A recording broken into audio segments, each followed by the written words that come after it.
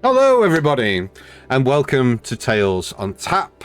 Thank you very much for joining us again this evening for the latest episode of Aerilon: A Destined Journey. And since last week, Twitch has managed to update all the back office and back end stuff, so now it does actually say episode 20. So we are in the present day, and we haven't just done some weird time skip thing. So yeah, welcome. I hope everyone's doing well and having a wonderful day and a wonderful week so far. We are very happy to be back tonight. For the most part, there are some very nervous-looking faces that have been disguised by sunglasses this evening, but hi, guys! No nerves. Hello. We don't know Don't know what nerves. you're talking about, mate. We're perfectly ready for everything that's about to happen. We're so Yep. chill. We're ready. Yep, good. Locked in. So, before we get into tonight's announcements, I'm just going to swap Evan out for Chris, because Chris is doing the recap. Then quickly going to swap back to the player screen, because seamless streamers. Hey, we're back. Hello. So, before we get into tonight's episode, we do, as always, have some important announcements to get through. So, I'm going to switch it up this week. And Evan, why don't you tell us what's happening in the world of social media?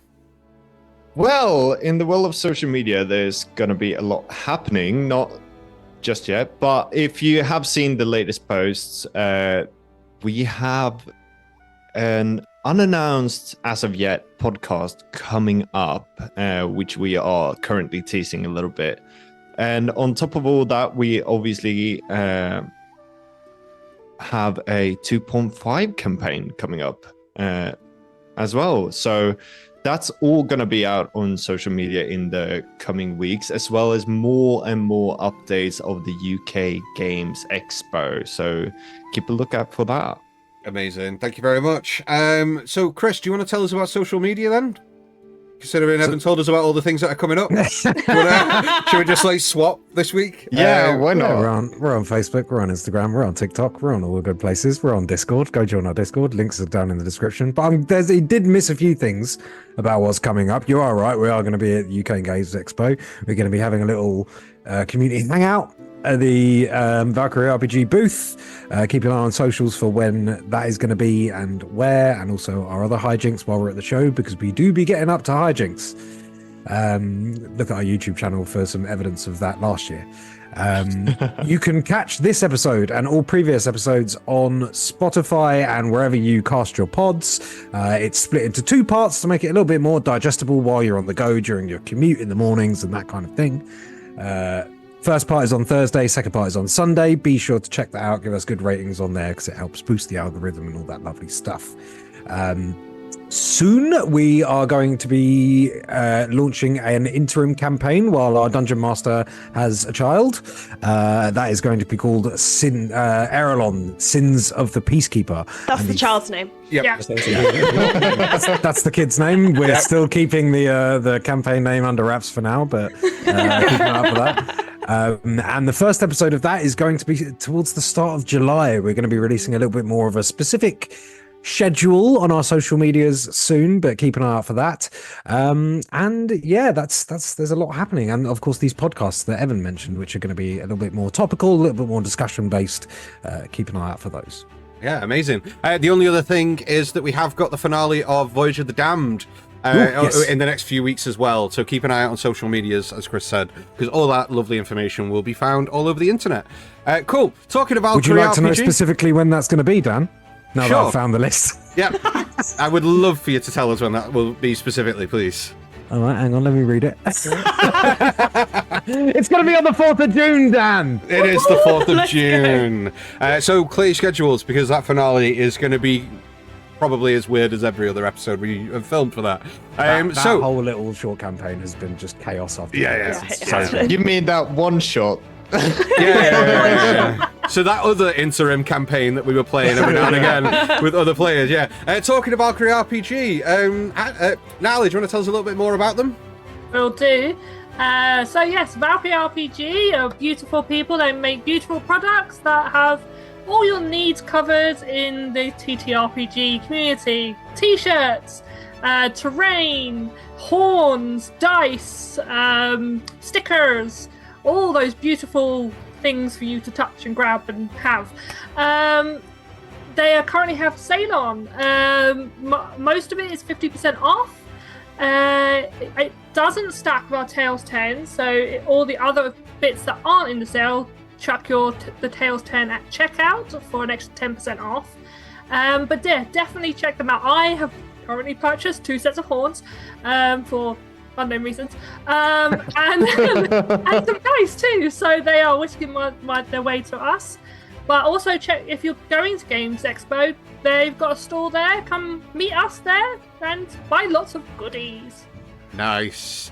Are you okay, Natalie? I feel like there was a lot of stuff that was buried deep down that came out during that announcement. Are you okay? touching. Sounds like she's doing great. I know. And talking to the UK Games Expo, one of our other lovely sponsors will also be there. Dan, do you want to tell us a little bit about them? Yeah, absolutely. If you, like us, look forward to combat, then you can play a game I like to call Battlemap Bingo, where you make your way over to Tom Kartos Battlemaps, look through his entire back catalogue, plus all the tokens, pick out your favourite ones, and then tell us if you get it right when we get into combat, as we usually do. Sometimes, if we feel like it. But And sometimes when we don't. we like to avoid it this time around. It's a different campaign. Level 3. But yes, if you enjoy looking at what you see and the tokens that mess us up every time, go to Tom Carter's Battlemaps. They are a great team of people who make content for this thing, so go support them, buy some stuff, show some love, and yeah, find all their links down in the dungeons below.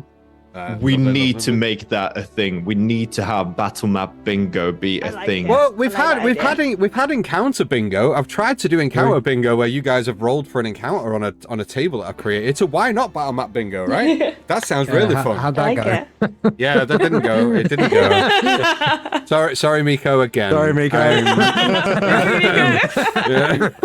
And finally, Han, do you want to tell us about our other wonderful sponsors, please? Sure thing. I'll let you see my face for this, and now the world feels very bright. If you are a fan of, D&D and enhancing your D&D TTRPG experience, then make sure you check out Awfully Queer Heroes. Their Patreon and their drive-thru RPG is down in the dungeon below, and their recently released fully backed Kickstarter, A Tale of Two Queens, is now available on the drive-thru RPG. So be sure to head over to their sites and get their content, incredible stuff, modules, maps, spells, NPCs, subclasses, everything. Just be sure to go check them out. Amazing. Thank you very, very much. I do appreciate you guys. And if for more information on all of our sponsors and a little bit more, make sure you tune into the break, because there'll be more information then.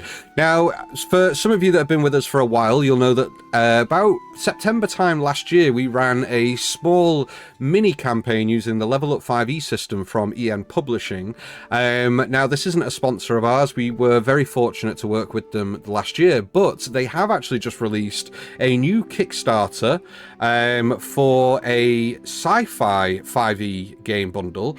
It is literally only just released today on Kickstarter, so if you want to run a Spelljammery Space 5e campaign and you're into all the sci-fi stuff, go check them out, because it's a plug and play system with aliens, psionics, ships, all that kind of stuff. So if that's your bag, then head over to EN Publishing for more information. So before we do get into the episode tonight, we do obviously thank each and every one of you for coming and tuning in with us each week. You do not have to subscribe to come and watch any of our content. However, if you could subscribe, notification bell on YouTube, that would very much help us out. And if you do want to support us here on the Twitch channel, there's a little purple button that you can click down below, which is a subscription button. Now, what that does is it unlocks some emotes for you, as well as some other cool little things, including subscriber badges and all fun little things like that. So you can hit that button to support the channel. If you don't want to spend any money and you already pay for Amazon Prime, then link your two accounts together. You get a free subscription. As I say, you don't have to spend that here. Spend that wherever you want. But if you do want to support the channel, hit that button below. As Chris said, YouTube channel, we are trying to push our channel in front of as many people as possible. So if you do scroll through YouTube, which I tend to do as soon as I get in bed, much to my detriment, because it always makes sure I don't get to sleep till 2 a.m. But if you do scroll and you do see one of our videos pop up, whether it's one that's from last week or months ago, just click it, click like, leave a comment on it, because it just pushes the algorithm to promote it to more people of like-minded interests such as yourselves, and it really helps us out. So please make sure you try and do that. As Chris said, we've got lots of things coming up, so make sure you stay tuned for all that good stuff. And I think that about wraps up all the announcements for this evening. So, if my memory serves, I need... Is it just Han and Dan, right? to roll for... And Natalie? And Natalie? Yeah, cool. You three roll Yeah. a d20. Why not? Let's go with you three. I've not kept track of this It at was all. everyone but Evan last week. Yeah, cool. Let's do that then. Han, what did you get? I got a 10. A 10. Dan, did you get higher or lower than a 10? A 15. 15. Natalie, what did you get? I got an 11. Oh, this will be interesting. Oh, shit. Go. Well, you say that, but Lock in, baby. you've got plenty of opportunity tonight to take notes. I'm making notes. Let's go. So, I think that about wraps it up. Should we play some D&D? Let's go. Yeah, let's go. Let's do it. So if you haven't already, go get yourselves a drink, get yourselves relaxed, comfortable. We're about to hit the intro because we're about to dive into tonight's episode of Tales on Tap. Tales on Tap! Don't do it. We don't want to play.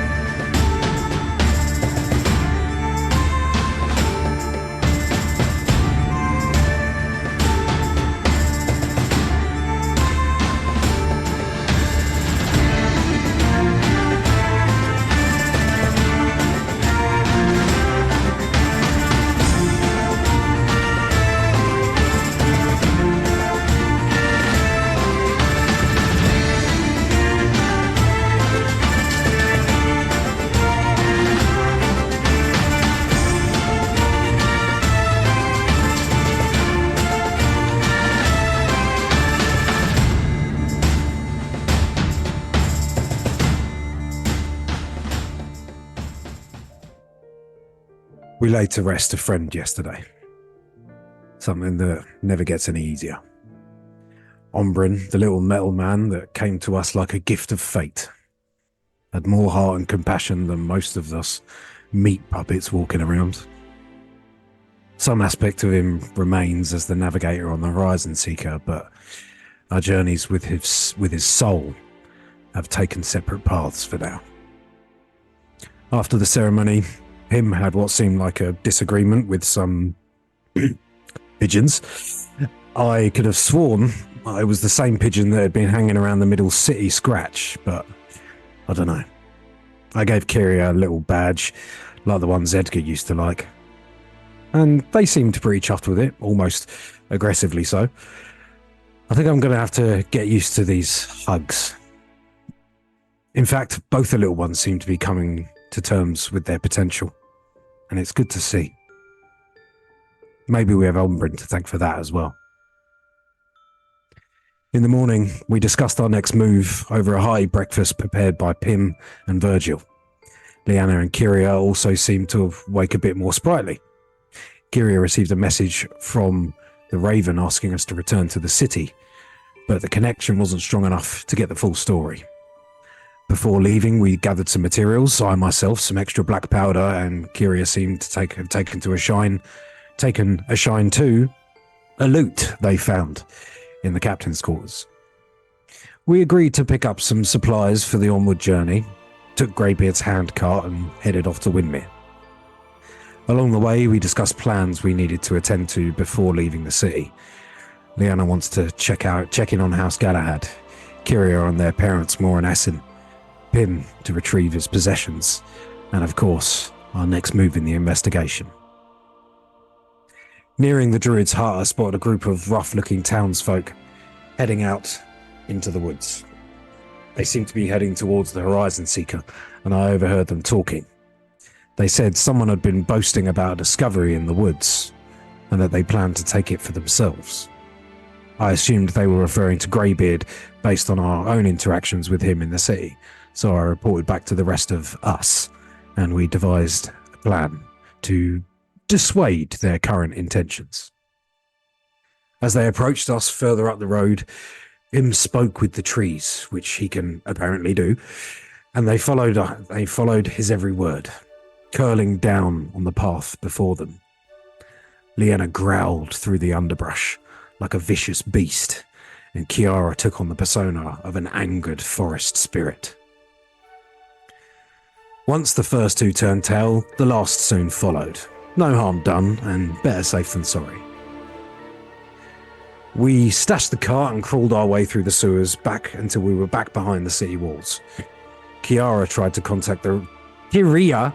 How many times have I said that so far? Every episode. Twice. Twice. It's Okay. really Kiria, it's only when I read it. Kiria tried to contact the Raven, but there was no response. This was a bad sign. And to make matters worse, our own pursuers, the SPC, had escalated their search. New wanted posters littered every post and wall, now with large sums of gold offered for our hides, dead or alive. As well as our names. My name. My real name. There's only a handful of people who had that information. And it was only safe for us to question one of them. In the same place we headed after we first broke free. It was time to return to Tanner's Mark. We made our way through the streets, then pipes to the UC, and made it to the Mark. If he was involved, we didn't want to give Tanner too much of a warning, so we scoped the place out from outside, while Kiria made their way in disguise as a patron. That's Kiria. Liana threw Pim up onto the roof, so he could check the secret room we'd stayed in before. Empty. Kiria entered the bar to find Tanner strangely absent, and a new barman serving the crowd. Something wasn't right, but Tanner was still nowhere to be seen. Apparently, some scruffy barfly offered Kiria a piece of the pie if they helped catch some wanted individuals, meaning us. Us. We were about to leave, but there was one stone still unturned. The cellar we hid in when we first were rescued by Tanner. Kiria said they'd go poke their ethereal head below and check out the situation. So we should hear from them any second now. Any second. Now. Kiria? Kiria, you there? Tanner, you son of a bitch, don't make me come in there to get him. Nice. Very good. I don't know why when I read Kiria. It's Kiara. Kiara. I don't know why. It's part of my Yeah. brain. We have to accept it. It's weird because that's when it should be the most accurate, right? I never make that mistake unless I'm No, reading it. you don't. It's weird. Maybe my brain doesn't work properly. So, We know that. as we venture into tonight's episode, the party face a difficult choice. For those of you that tuned in last week, you'll know that Kiria was successful in venturing into the basement of the Tanner's Mark.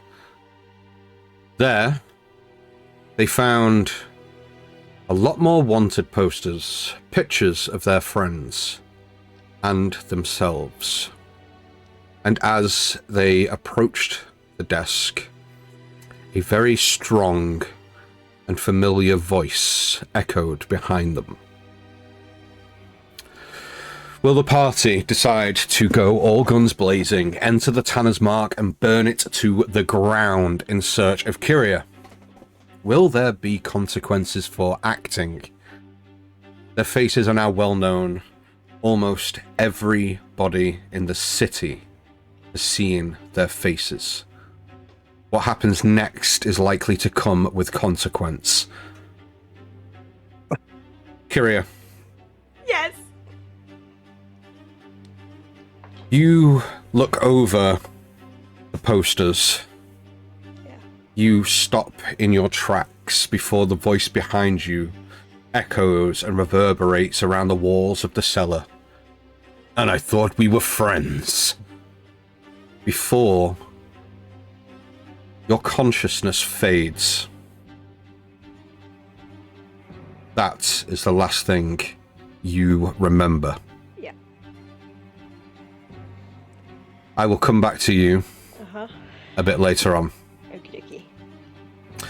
Timothy, Liana, Virgil, Edivir, you are stood in an alleyway some 25 feet from the front entrance of the Tanner's Mark.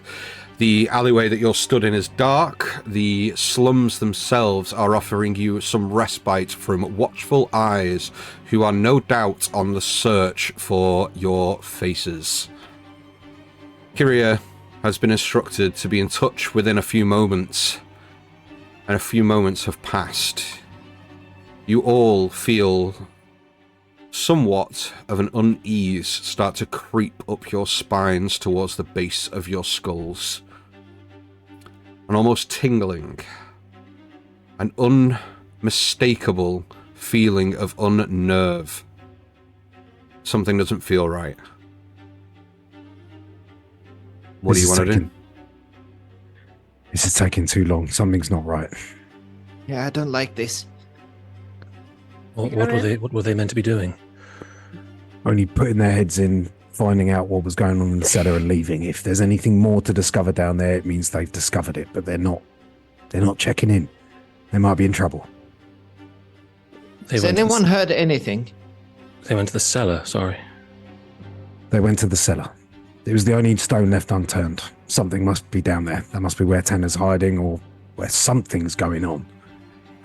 Right. So I don't believe he's just left the mark.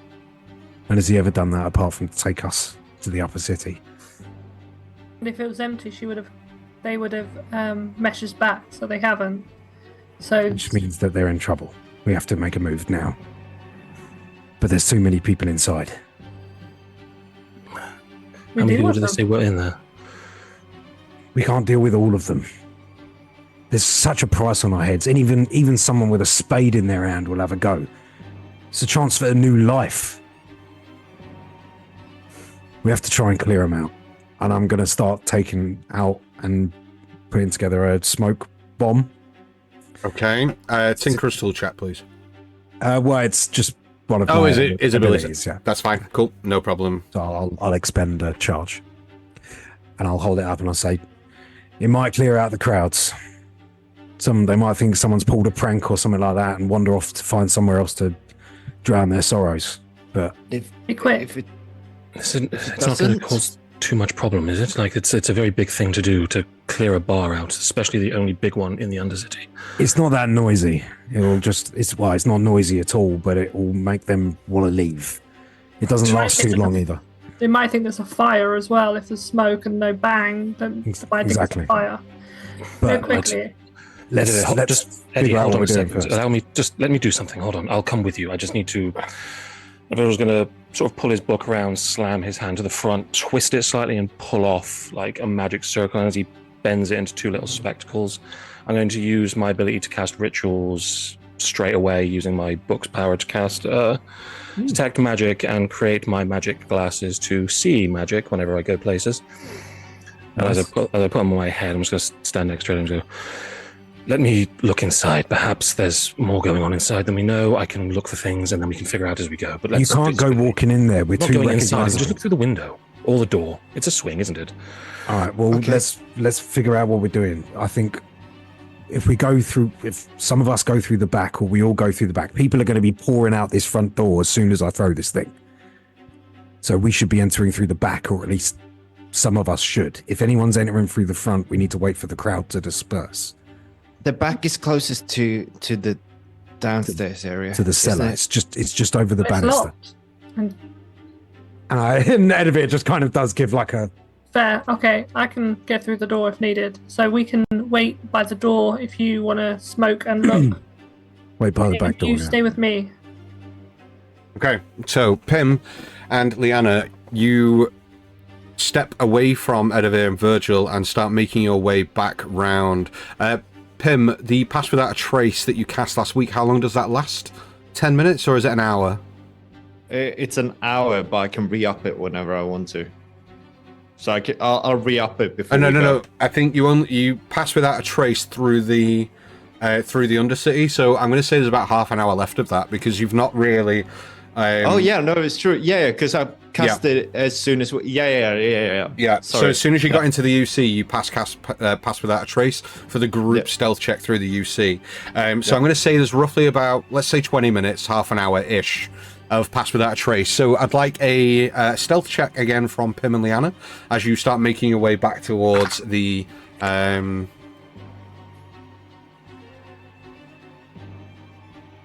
That is stealth. Do you want it with or without the +10? With, because you pass without a trace, isn't it? So Pim and Liana, you two will get the +10 because you're both maybe within 30 feet of Pim. So what was your roll, Liana? Got a 33. A 33, excellent. Pim? 26. Fantastic. You guys keep to the shadows very, very well, meticulously so, and make your way back to the back alley of the Tanner's Mark and ready yourselves. I'm only a small person. It's almost like you stick to Liana's shadow as an additional point of shade. If I was another halfling, I actually could have done that.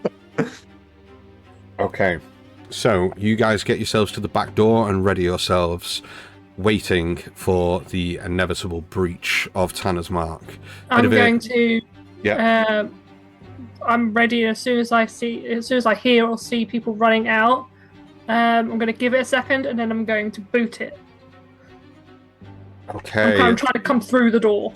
Okay. So what are you? So you're holding an action to boot the door. What are you waiting for? For people to leave. Okay. So there's no window at the back to see into the bar. Okay. From the back alley. I'll just wait then. Okay. So you're waiting until what? Until I feel the time is right. Okay, I'm not trying to trap you. I get what you mean. Yeah. I'm not trying to trap you into making a decision, but if you're waiting to kick a door through, I need to know what it is you're waiting for, and when the time feels right, is very very broad, isn't it? We'll get around to hold the action. I'll tell you when I'm going to boot the door. Sure. Because that's fair. Okay, cool. Virgil and Edivir, I'm going to come to you now. Mm-hmm. It is the middle of the day.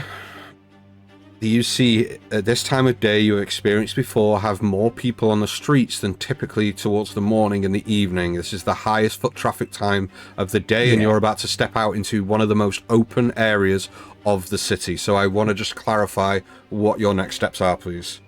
So what I envisioned is, Edivir was going to do was to kind of go to not walk out directly towards the Tanner's Mark, but kind of get to one side of it, maybe whatever side of it's shadiest on its front facade, so that he can kind of just poke out of an alleyway and literally throw the smoke grenade through a window.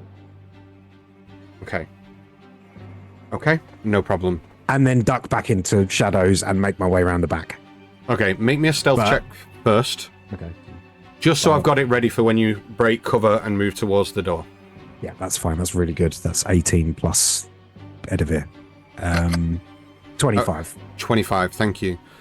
So that's your plan. You're going to break cover, throw the smoke grenade in, and then back to the alleyway. Trying to stay as out of sight as possible, but obviously I want to discuss what Virgil's plans are while we're going over there. That's fine. So if that changes what I'm going to do, then it changes. Okay, just before you do that, Kiria, I'd like you to roll me a Constitution saving throw, please, and send me the result privately. Okay. What does that mean? Okay. Thank you.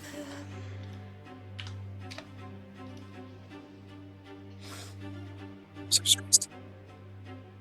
Okay, so Edivir and Virgil. So as I'm sort of guiding us, still not out on the main square or anything like that, back around to the side of the mark. I'm just say, what are you trying to look out for? Illusions, mostly. Anyone who's pretending to be someone else, anyone who's using magic to perhaps hide things or set traps. If I can see it, it gives us more of an advantage. I don't know if this bartender is what they say they are, so I'm just hoping to see something. If nothing else, we will know it's not magically infused in there. Well, from what Kiria said, they seem like a bit of a mean bastard, so it'd be good to get a bead on them, but the moment this grenade goes in, we can't go in, and we have to clear the front, because there's going to be people washing out. We have to make our way around the back. If you intend to go through the front, then you have to stay hidden until the crowd is cleared. I don't intend to go through the front. I just want to have a look through the window you intend to throw through, get a lay of the land, then follow you around, and I can have a more in-depth look once we have dominion over this place. Okay. But if it means us being seen, then it might just have to wait. Fine. I'll follow your lead on this when you are the master of shadows, as it were. I like that. Okay. So you both break from cover and head directly towards the Tanner's Mark. No? No, that's not what we do. No, we're stealthing round to the side of the mark. The most shady area where I can just sort of whip round, whip a grenade in, and cheese it. Okay. And you're going to that closest window, Virgil, to look through to see if you can find anybody who is currently magically disguised, right? Yeah, or just any kind of magic in general that may be within the bar. I'm looking at people specifically, but it's a very quick glance, see if I get glows before I go inside and take a better look, essentially. But I'm following Edivir as best as Virgil can. Okay, so detect magic is 30 feet in range, right? Yes. Fantastic. Okay. So you move to the side of the Tanner's Mark to the shadiest place that you could think of. Shit is part. The shadiest place of the shadiest place. And you're going to, as soon as you're ready, make your move. So I'll allow Virgil to take a peek in if there's like a sort of break in the crowd or a moment where it's semi-safer for him to do so without being noticed. It's very much cartoons, just sort of peek straight sort of around the edge, just look around and then straight back into position. Perception check from you then, please, Virgil. I can't perceive you. Perception check. Yes, please. Okay, that's it's only a 13.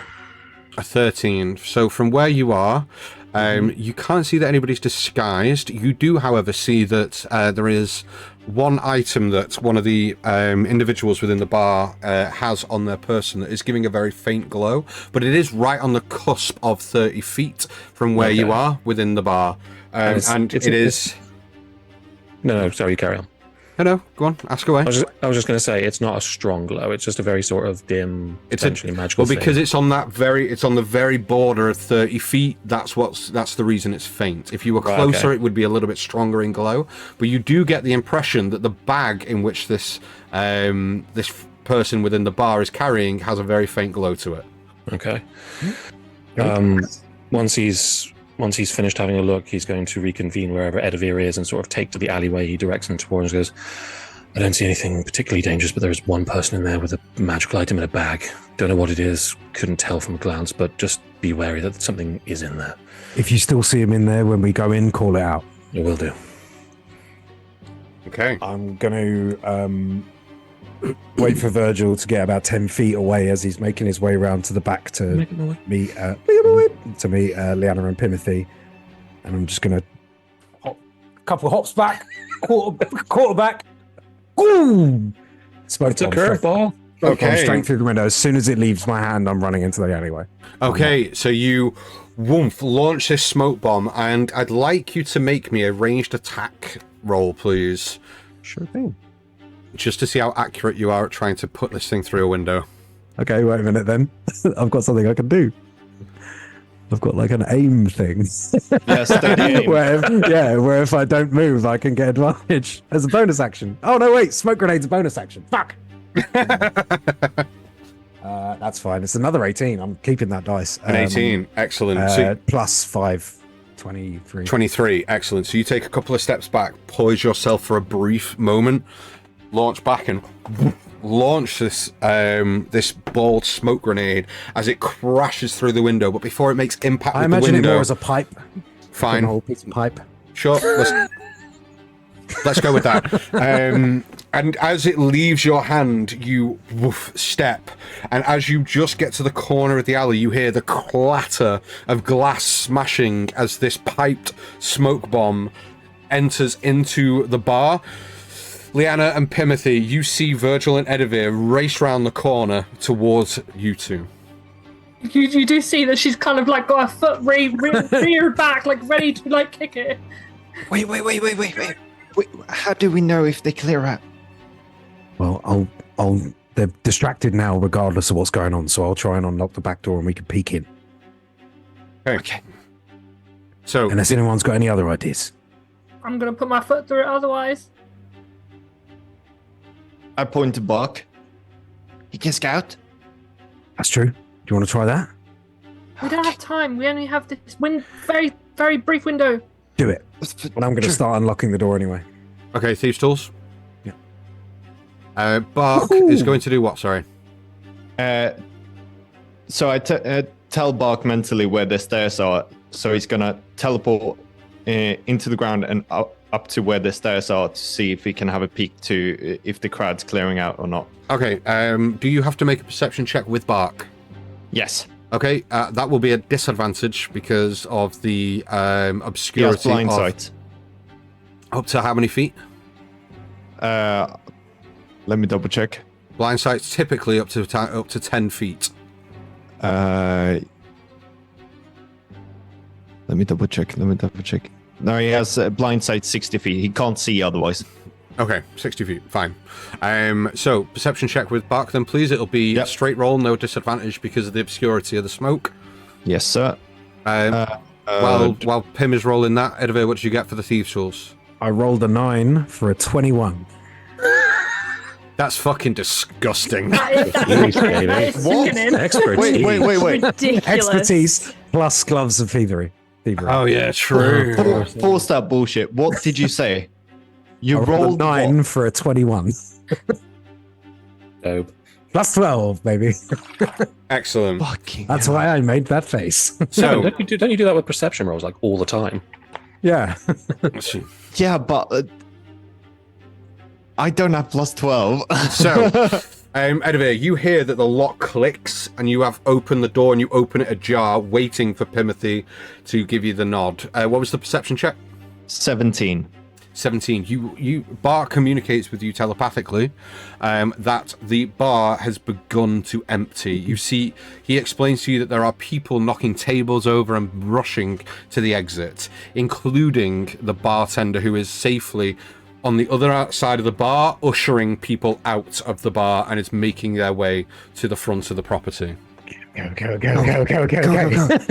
Everybody's rushing out. We can sneak in. Virgil. Yes.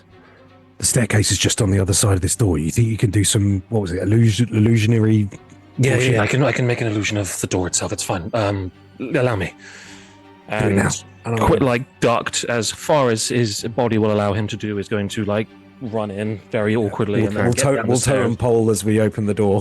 Okay, so just before you open the door, Kiria, I'd like another con save, please, and I need you to send me the result privately. Okie dokie. What are you Thank doing? Yeah. Thank you. So, the door opens swiftly. Virgil, you step through the door into the smoke-filled bar. It is difficult to see at this point. You see around 10 to 15 feet ahead of you, semi-clearly. Beyond that, it is completely opaque. Mm-hmm. Yes. Yeah. I know words of what they mean. Cool. I will say that would be starting to dissipate now, because technically it ends at the beginning of my next turn. That is what I'm going to say. So, it is completely opaque at the moment. You have a moment to get this illusion up. So casting as he's moving, Virgil, having taken a beating in that stairwell many days before, kind of knows where it is. I was on fire down there. Feels for the handle, sort of whips himself around, and then almost pulling out like a sheet. He just grabs this illusionary sheet and throws it up, and as it settles over the stairwell itself in sort of like a box, it just looks like one of those sort of illusionary sort of images where if you move into the right place, it just looks like the place it's supposed to be. So he's just creating an image of that part of the bar, so it is there. Well, I'll turn to Leanna and Pim, and I'll just say low and fast, and I'll duck in and straight over the banister. Okay, I'm so right you behind woof, him. and all of you now enter the bar and start making your way down the stairs towards the cellar. Inspiration has been redeemed for Virgil, so you have inspiration gifted from chat. Thank From you. Nice. Touch of Evil TDR, like it. Thank you very much, Judge of Phil. Evil. Thank you very much for the That's inspiration. appropriate. Thanks, Satan. Excellent. You guys brace yourself at the doorway at the bottom of the stairs to the cellar. What do you want to do? Are we all there? Yeah. Yeah. I'm right behind you. Excellent, Liana. Excellent. I can teleport you in. I've got the club in my hand. The channel points are coming in right now, guys. Yeah. We need them. Kiara, you have inspiration as well. Oh my god. Yeah, you have Really inspiration are. as well, so please use that wisely. Yeah. Edivir, you also have inspiration gifted by Ruth. That's my first inspiration gift of the whole campaign. Nice. Nobody loves me. Amazing. So, guys, Thank you, Ruth and Anna. you're outside the door. What are we doing? Liana, grab Buck's hand. I grab Bark's hand. Through the door, Buck. Okay. Bark and Liana disappear into the ground. I'll try the handle. Okay. The handle opens. Do I hear Edivir opening, just turning that handle just out of curiosity because I'm so close? Yes. Cool. As Edivir grabs the handle, Virgil, while maintaining the illusion, just goes, "Be careful for anything that might set off an alarm. It's a door, but if it's open, that could mean it's waiting for someone to open it that isn't supposed to be going down there." Okay. I'll keep the door handle held down until I hear anything happen on the other side of the door. Okay. Liana, you through the floor into the cellar. What do I You- see? Sorry. So, so excited. Edivir, you stand at the door waiting for something to happen. Pim, Virgil, is there anything you'd like to do? Such an ass. Just have Buck communicate with me what he can sense inside the Okay, room. so Bark senses in the Oh! room. There is. It's a similar scene to what you've seen before. So there are barrels of ale and such lining the walls. You see there is a table somewhat in, I wouldn't say centralized, but where you've noticed it before. The table hasn't moved location. It is roughly around 10, 15 feet from the door. Liana, you see all this as well, by the way. I know you're excited. Don't worry. But you see exactly this as well. But what Liana and Bark, you both see is that Tanner, there is another door within the cellar. You all saw this the first time you were here, yet none of you attempted to open and go into this room. But you see Tanner step back from the door and put a key that is on string around his neck, turn and see you, Liana, and go, "Yeah, I thought as much." Do I see You- Kiria anywhere? You do not. I hear this voice as well. I assume. You do, yeah. I'm straight up to him if I can. Mhm. I'm As going to try you and grab him. as you step forward, he takes one step back and puts his hands up like this. I'll open the door behind him. You'd open the door. If you remember, the doorway leads to stairs going down into the cellar. So there's two sets. So where this door is, there is another set of stairs. You open that door and appear at the top of the stairs. You see Tanner at the side of the door with his hands up in front of Liana. As Liana, you step towards him. I'll try and grab him. Like, Okay, make me a so it's going to be an athletics check, grapple check, versus an athletics or a contested acrobatics check. that is 22. As you reach forward, he pats your hand away, steps back, and readies his fist back, and he goes, "One more fucking step." I'm gonna swing Where's my club. Kiria? I'm gonna swing my club. What's going on? Okay, so Liana, We're as running down. you swing the club, Timothy, Virgil, and Edivir, you race down the stairs. Liana, make an attack roll, please. This is 17. A 17 will hit. Go ahead and roll me some Nice. to hit, please. Go. Go ahead and roll me to hit. Take him out. I still have like a tune to me, this not shit, him. have I? Not the club, no. No. So it's just the straight damage. That's not that much damage. Oh. Well, I got max damage, so it's 8. 8 points of damage. And what weapon have you swung at him? The club. The club. Right, Okay. so just a question. When on the thing it says 1d4 plus 4, but then underneath it says 4d8, and then with a bludgeoning mark underneath that.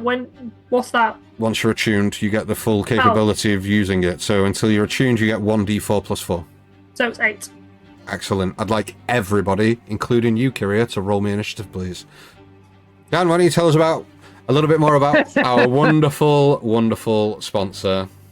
If like us, you are thrown into combat and you want to try and talk down, then you can make your way to Tom Kartos Battlemaps. He has all the tokens and places you need to have fights. Go there, buy some things, support people in this community. Fantastic. Thank you very much. What do you mean talking down? I had a plan all of my own. It's been my goal since day one. Yes, I know. Okay.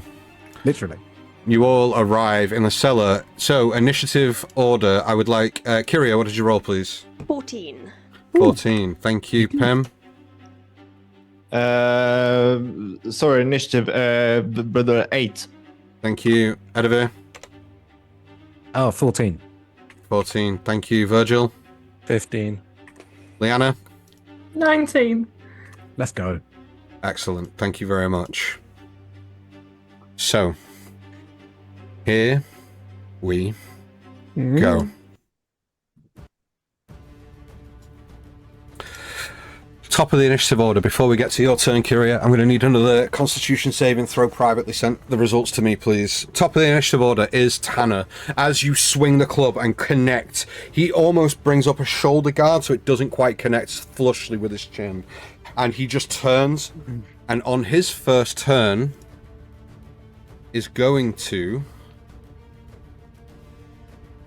He's going to wind up and throw a haymaker in your direction, Liana. Those aren't fair. That is a 19 to hit. Does a 19 hit? Yes, a 19 hits. I need you to make me a Constitution saving throw, please. The werewolf in the basement. Con is plus 5. 17. Excellent. So you take 17 points of bludgeoning damage, but you do not get stunned. So no additional effects, but you take 17 points of bludgeoning damage as he boom, whacks you with this vicious haymaker. Hey. Are we ready to play, boys and girls and people? How much was that, sorry? 17. 17! Ooh! So Ash couldn't even do that. You can take a couple of them. Yeah. Okay. Before I turn into a wolf, though. Next in initiative order, Liana, you are up. So I'm going to class your attack as your first attack within initiative order to spark this off, but you still have your bonus action and your movement. Okay. Did I see him? I did see him place the key around his neck. Correct. Right. Can I take a free action to shout something to the rest of them? Sure. Right. As a free action, I'm going to say, he's got the key to that door around his neck, and then I'm going to rage. As I reel back from being sucker punched in the fucking jaw, you do see her fur fluffs up and the snow starts to swirl around her as she gets her grr look on her face.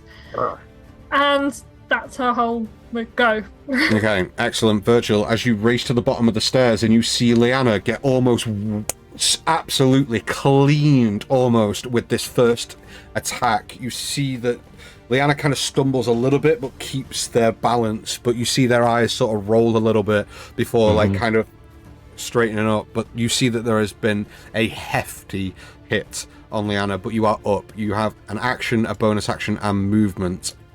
What would you like to do? Looking as the first two blows are struck, Virgil is going to Oh, I can't move myself. 1 second.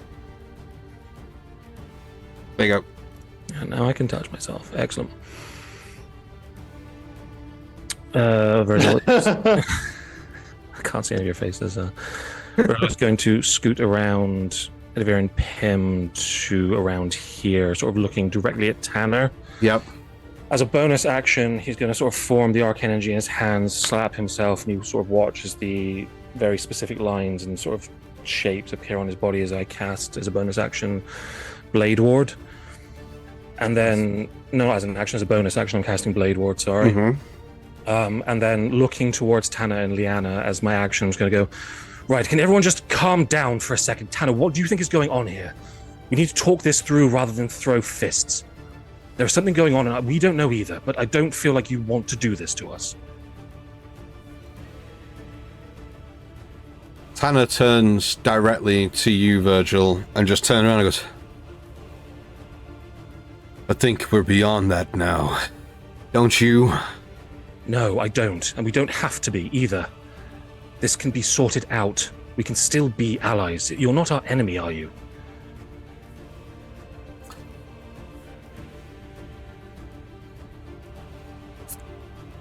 Tanner turns once again to you and addresses all of you and goes, you really are the most naive bunch of fucking idiots that I've ever met in my entire life.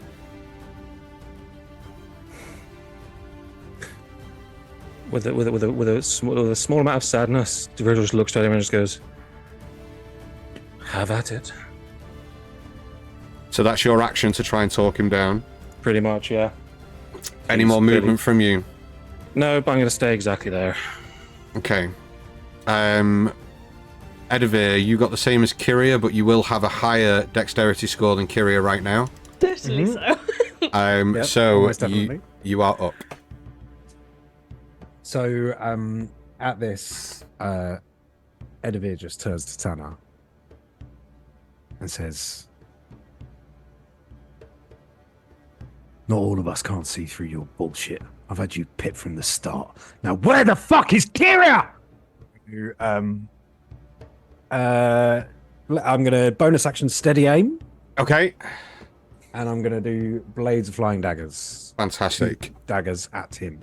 Okay, you are standing still, so you get advantage on this attack roll. So go ahead and roll me to hit with advantage, please. Okay. And 15. as you ready and go to throw, Tanner turns to you and goes, I haven't fucking seen her! Shit. So first one was a 15 to hit. 15 does not hit. Okay. Second one is better. 19 plus 5. Do I only have a plus 5 on my attacks? Yeah, 24 to hit. 24 will definitely hit. Go ahead and roll me some damage, please, on the second attack. Because you get Yeah. advantage. Sneaky. Yeah. And he's Here's a in question, DM. Mm-hmm. Does that proc my passive insight that what he just said? Good You shout. you believe him entirely. Ooh. Oh shit! Believed him last time too. Yeah. Yeah. Full of Nothing- shit, this guy. Nothing he has said to you seems untrue. Okay. God, that's what you said last time, you son of a bitch, Dan. So 4 plus 3 is 7. 7. Plus. Ooh, there is a 6. Plus 6 is 13? 13 plus 2. 15 points of damage. 15. Good amount of damage. As the second blade and just digs And I'll into his shoulder. call him back to my hands. And as the second blade out of his shoulder, you see the blood just ever so slightly and start to pour down his shirt and onto his chest. But that is your bonus action. I never should have gave you a second chance. And I can't move because I steady aimed. Fantastic. He Like, turns right. to you and goes, no, you really fucking shouldn't have. Next in initiative, Kiria. Con save, please. Send me the result privately. I don't like this. No. Next in initiative order, Pim, you're up. Okay. So, where would the door be, DM, on this map? Just right next to Tanner. So this is the door here. Okay. And where would Bark be? Bark is here.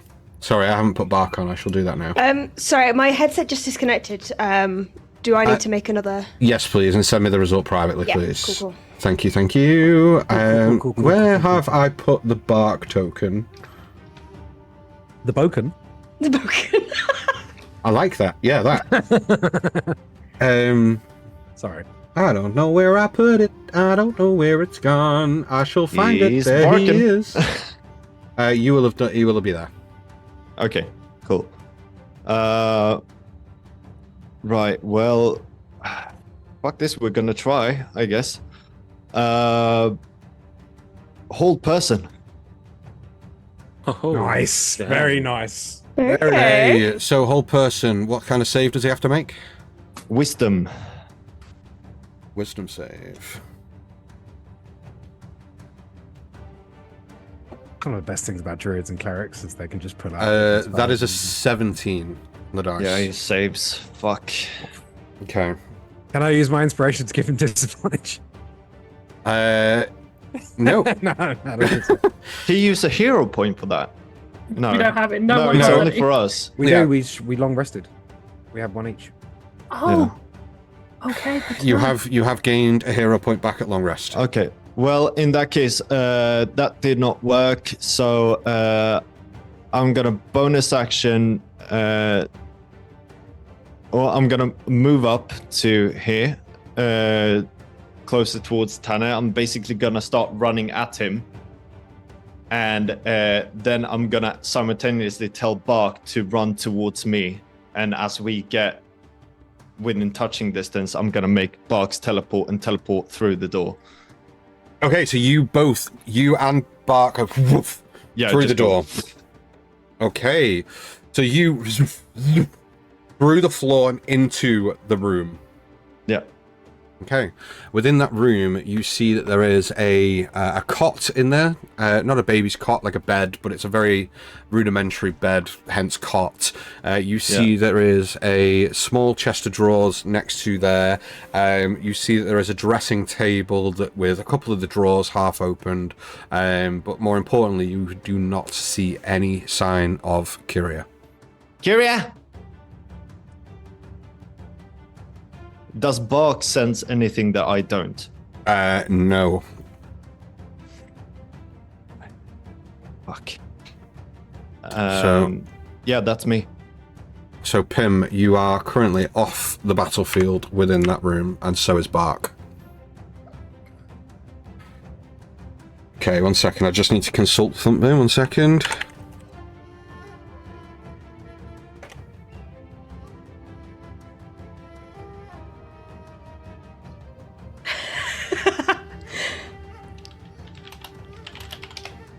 Oh, stop typing to each other. Sick. I know. I don't like Okay. it. So top of initiative is Tanner. As you all look at Tanner, he vanishes. Fuck off. Sorry. What the fuck is this? Apologize to dude? swearing. And will use his action to disappear. Next in initiative order, Liana. I'm going to move forward to where he was. Okay, so you step forward into the space that Tanner was. Nothing stops me. Nope.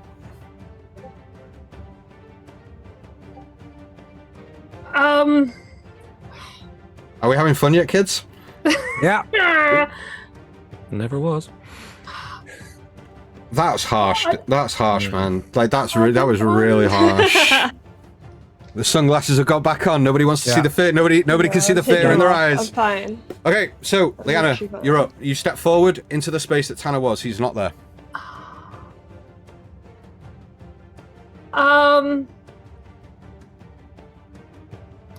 I'm gonna try and open the door. The door is locked. Door is locked. I'm going to try and put my So- foot through it. Interact with an object is your Yeah. action, so you cannot then try to kick the door in. Oh. Balls.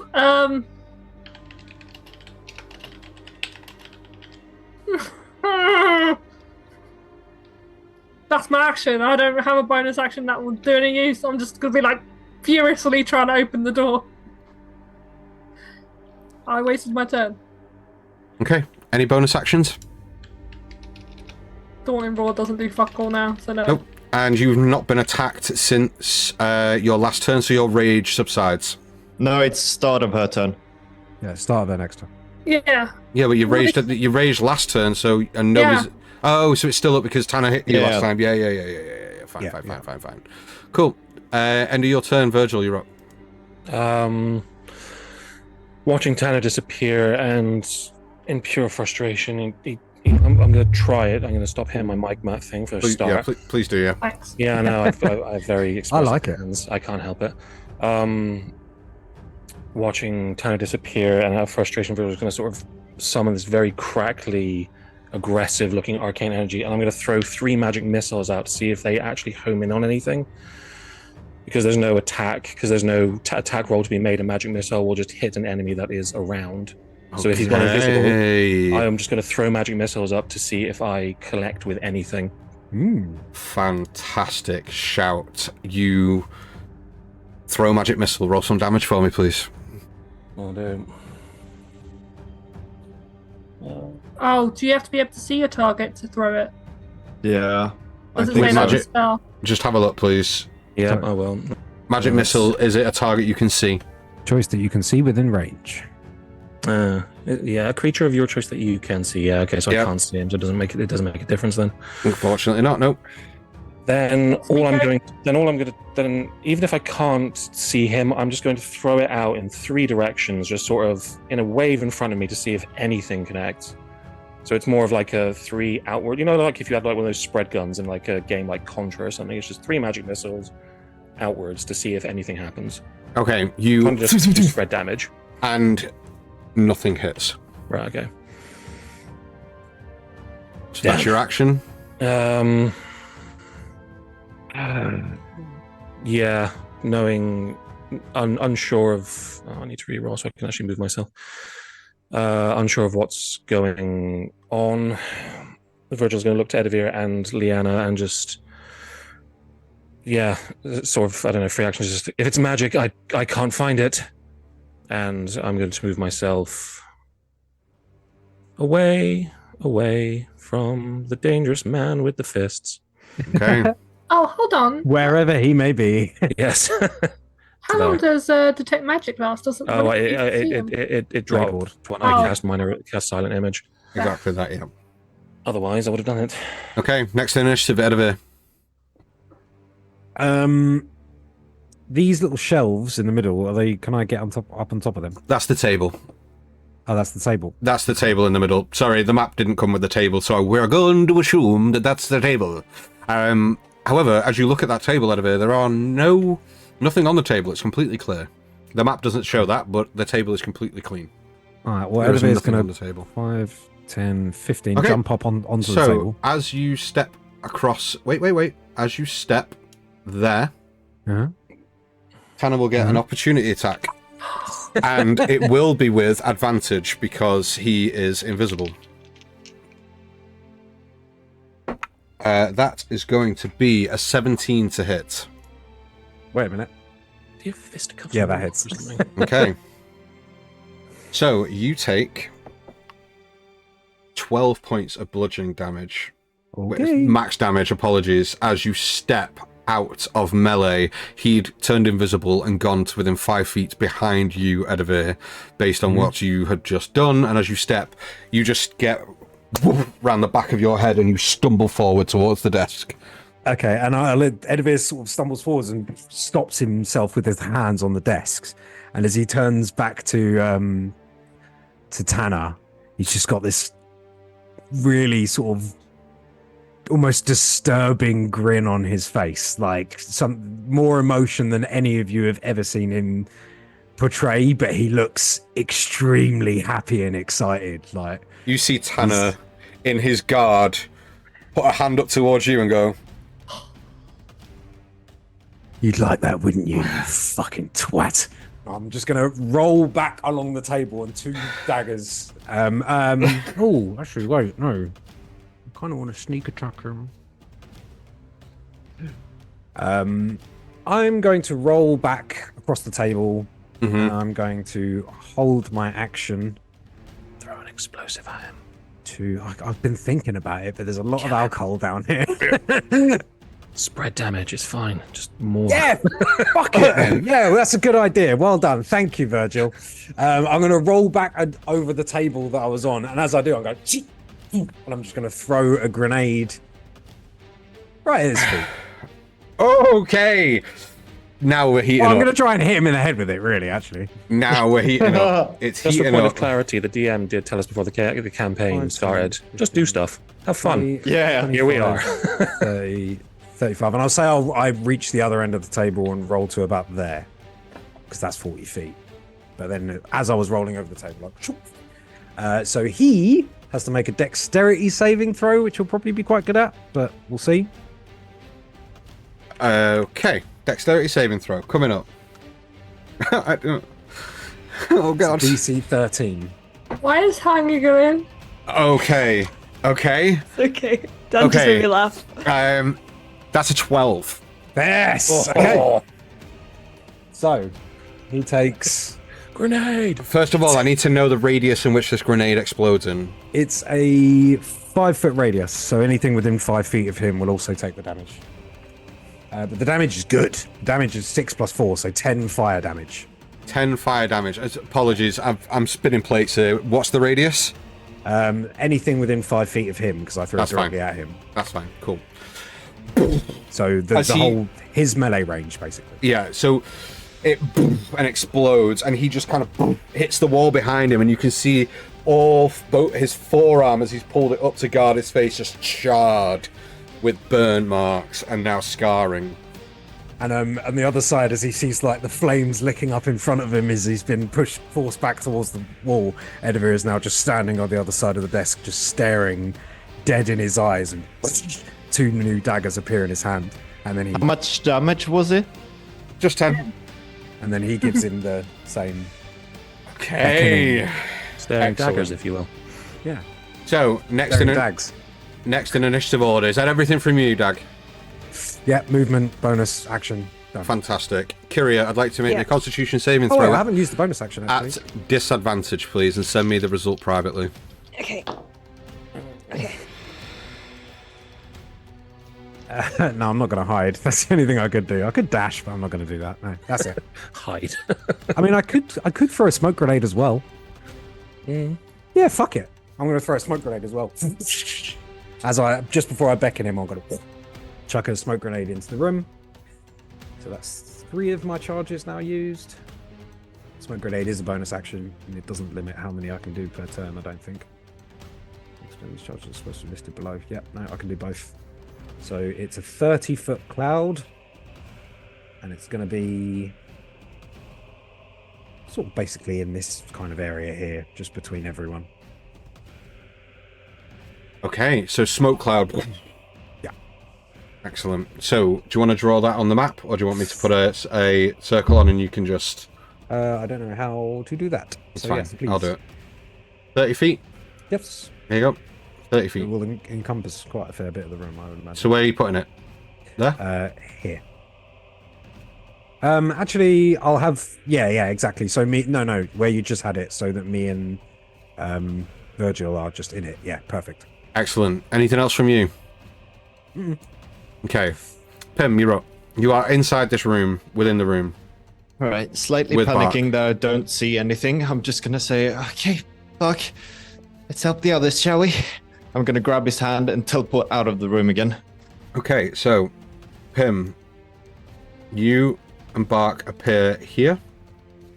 Yep. Okay. I couldn't see her in there. Let me help you, Lana. And I'm gonna bonus action Bark to first of all move up a little bit Okay. to here. Yep. and he's gonna make his let's see, Scorching Sun, so ranged attack towards Tanner. Okay, go ahead and roll to hit, please.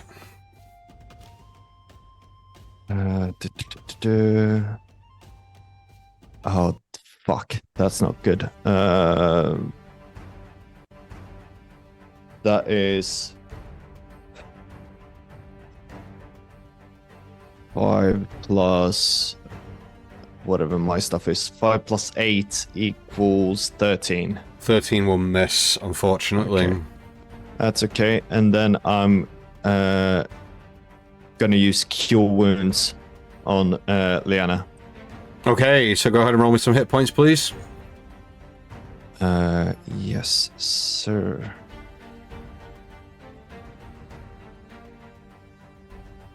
Cure Wounds is a D8.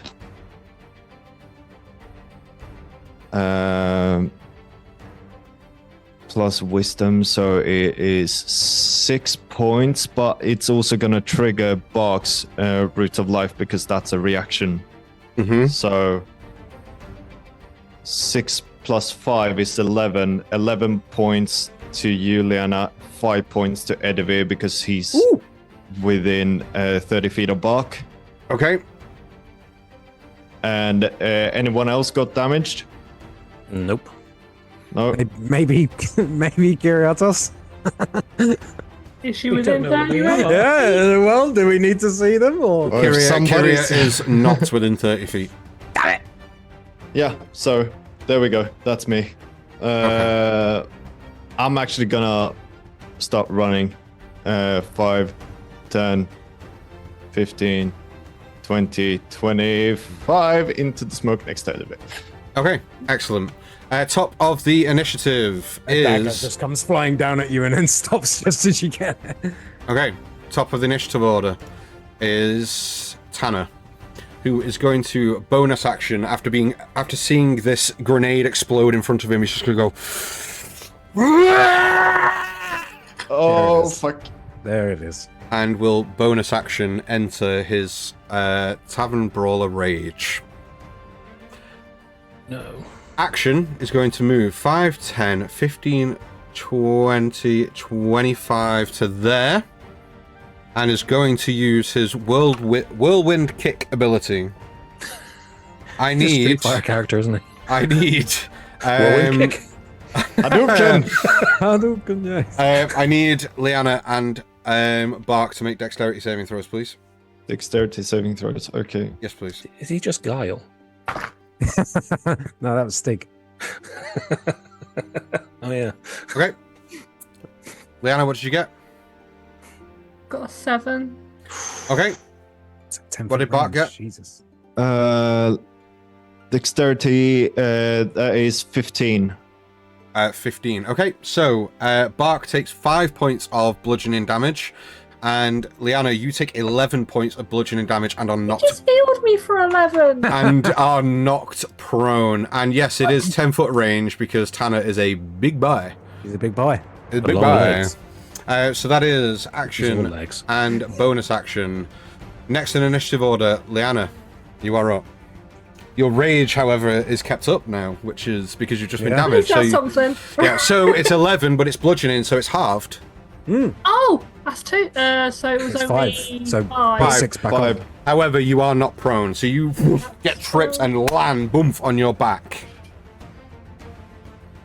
I'm just gonna snap my head towards him, and like you can really see that she's like shaking with rage, and she's not really saying anything, she's just growling as she's going to launch towards him, Yeah. and at mid-air, like try and bat him like a club. Like a Nice. baseball. Okay, nice. Go ahead and roll Still me to hit, using the club. please. Can I? Yeah, because that's what I had in my hand, and I have to, it's an action to change it, isn't it?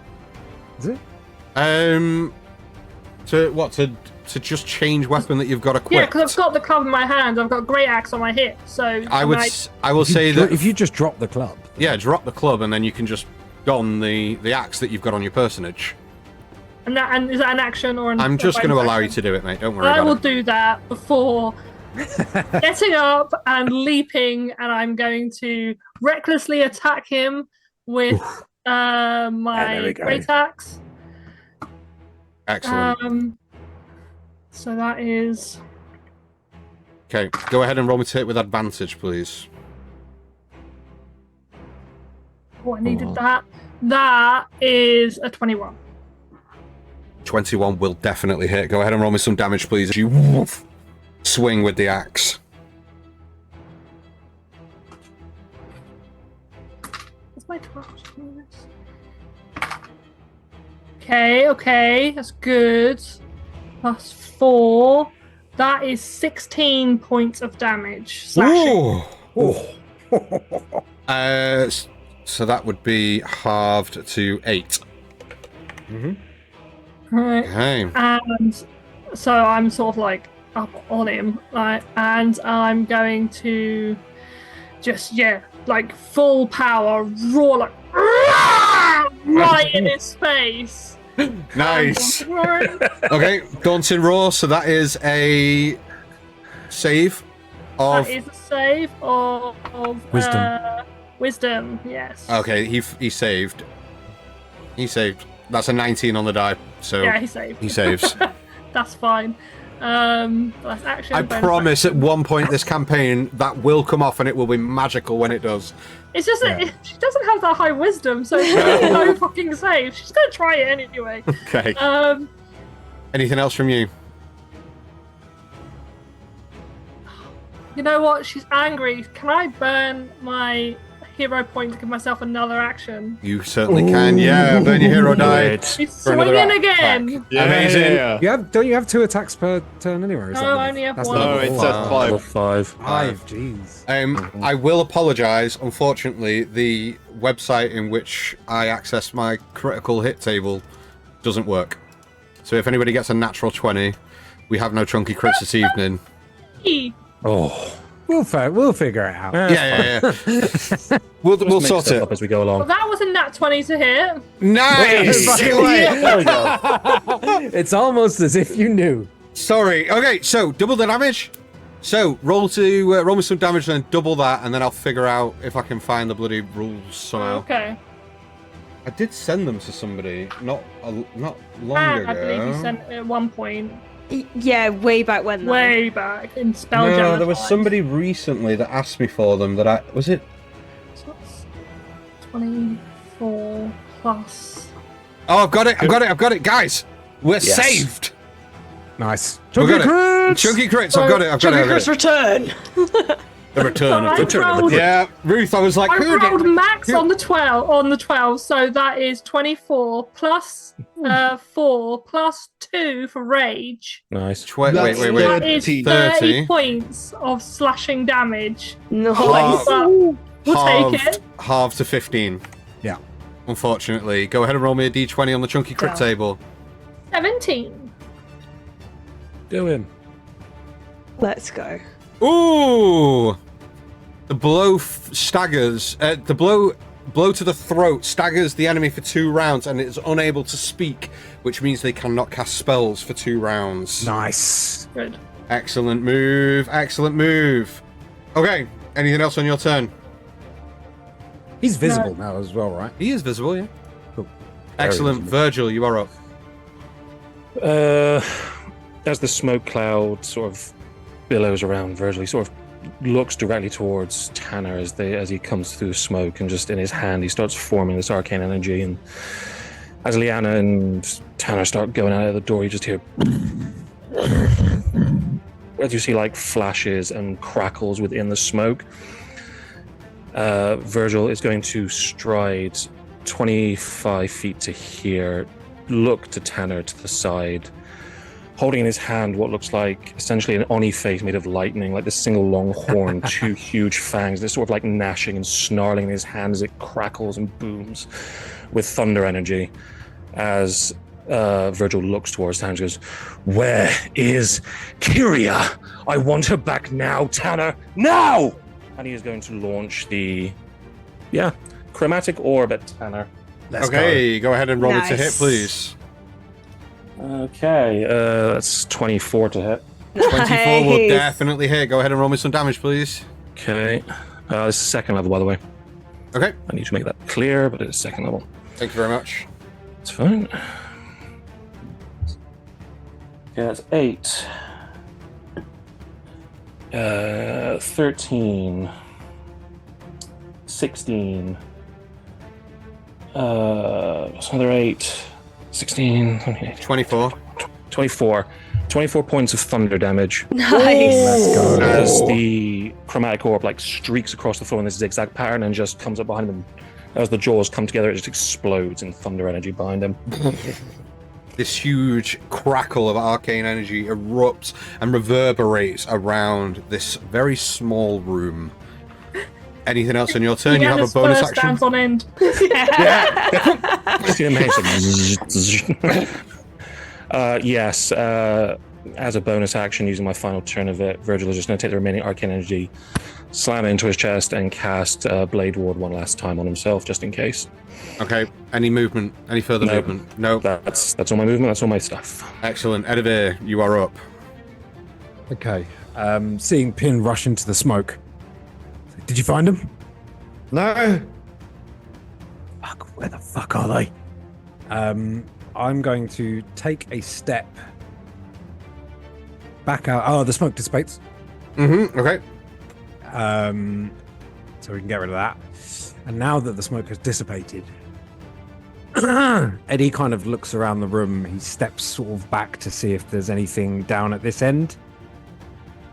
I turn 15 to there. Okay, so as you step back and look down this hallway, you just see that there is rows and rows of barrels along each wall. It's pretty much what you can see on the map is what you see, Edivir. Right. But in that amount of time, I don't have time to inspect them properly.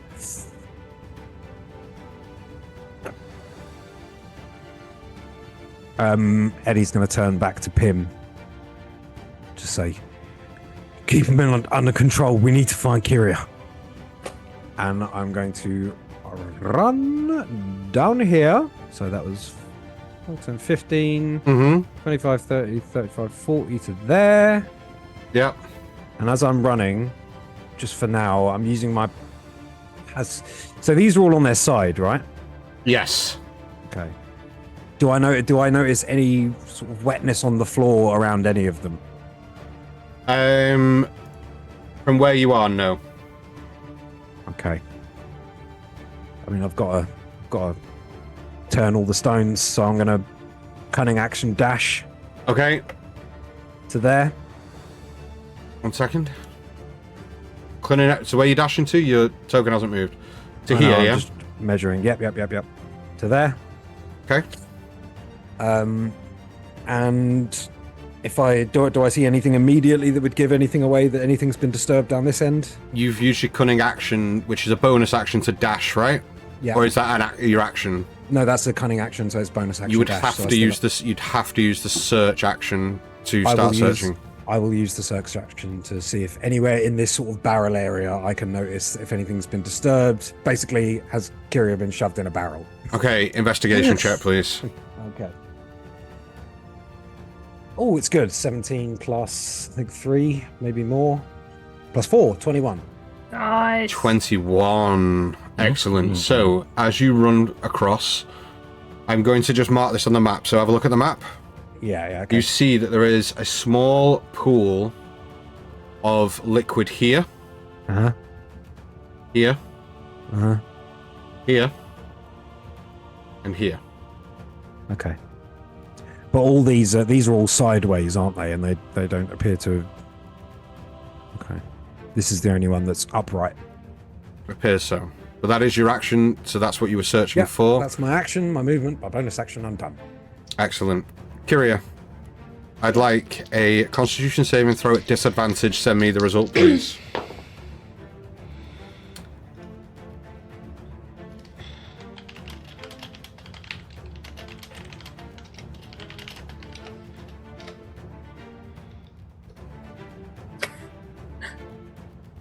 Dan's face. I hate don't it. like these I faces. hate your I don't face, like Dan. these faces.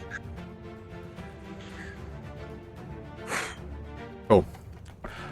Pim, you're up. All right. Well, seeing Edivir running towards the barrels and knowing that there's nothing in the room, because Pim had the same idea to check the barrels. Bonus action, tell Bark to stab Tanner. My boy. Like, That's what we like to hear. basically, Cocktail stick to the shin. try to like get a kneecap or something to make him go down. Okay, so it's a targeted attack, so his AC will be a little bit higher. Go ahead and roll me to hit. That's fair enough. That's a natural 19 plus stuff. That will definitely hit. Go ahead and roll me some damage, please. That's not good. That is 2 plus. Sorry, I need to swap between pages. 2 plus 2, so 4 points of piercing damage.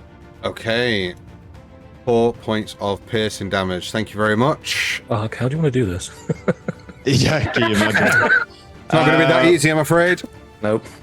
And then Pim's gonna run 25 feet down. See anything? Maybe, I don't know. Right. Which barrel looks to be the biggest one? This one here. I feel like that's like a personal slight. No, it's just If we Pim's small, so he's like, okay, she needs to be in a big barrel because she's a tall person. if we're going by like the 6 seconds all happen at the same time for each of our turns, Edivir is heading currently towards the barrel at the end. Okay. But that's Would I the biggest. notice that? That's the biggest. Well, you were instructing Pim as he was running down there. I don't think Edward has made it clear which barrel they're going to, but he's still making his way towards. yeah, the exactly. Oh, okay. Exactly. Making my way. Well, in that case, I'm gonna cast Maximilian's Earthen Grasp, Okay. and I'm just gonna make a hand, like a wooden hand, come out of the ground and just smack the biggest barrel. Okay, go ahead and roll me If to hit, she's in a please. barrel, I'm getting her, getting them out. It doesn't have a stat because it's usually a saving throw. So how do you want to do this, DM? Just my spell attack, or Sure, let's do a spell attack. Why not? Okay, so that is a dirty 20. Okay, roll me some damage, please. Going to the spell. 2d6 if anything, because I've got that spell Yeah. as well. Yeah, thank you. 2, 3, 5. Okay. 5 points of damage. Yeah. Okay. The Maximilian's Earthen Grasp, you see this wooden fist appear from the ground and just boom, smash into the barrel, and the barrel kind of like concaves ever so slightly, and you see it doesn't crack or burst open, you just see it kind of concave in on itself in a very specific point where it was impacted, and you see that ale just starts pouring out from where this crack is all around you to your feet. Okay. Well, So that's good at least. that's your action, your bonus action, movement, anything else on your turn, Pim? No, that's me. Okay, top of the initiative order is Tanner. Hang in there, guys. Okay, This is fine. Good, good. I might not be. okay. He's going to try and use a haymaker again on you, Liana. I might not be good. So that is going to be a 21 to hit. Yeah, it'll Yeah. be fine. You're totally fine. Yeah, Okay. don't worry about it. Raging. Yeah, you're raging. So that is 6, 9, 13 points of bludgeoning damage. After 6. Yeah, I need you to make me a Constitution saving throw, please. I can't do that first. Okay, that is 25. 25. 20. Again. You Let's go. save. Now, before we move on to the next round in combat, because there is a lot going on here, we don't want you guys to miss it. We are going to go for a quick break now. We will pick this up after the break. We're going to be gone for 15 minutes, so 1:45. Please stick around during the break. There's going to be some lovely stuff from our sponsors, a few video bits. Take the break to go and check them out, and we will be back in about 15. Bye. Bye.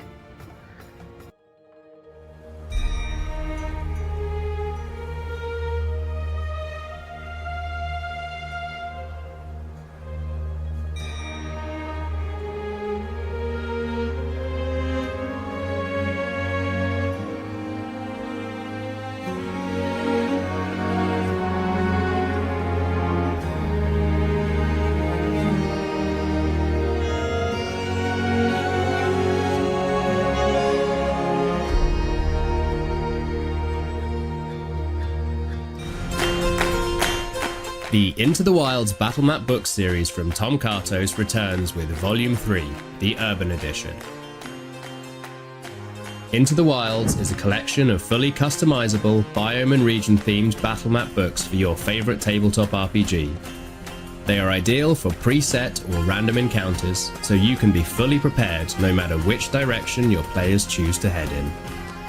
Volume 3 includes castles and keeps, towns and cities, and traders and dwellings. Everything you need for an urban-based campaign. The returning volumes 1 and 2 include a variety of overworld and underworld maps for travels through the wilderness. The battle maps come in 2 variations: a fully furnished, highly detailed version with props and assets already placed, and a second unfurnished version for you to customize however you need with the included reusable asset stickers or that trusty dry erase marker.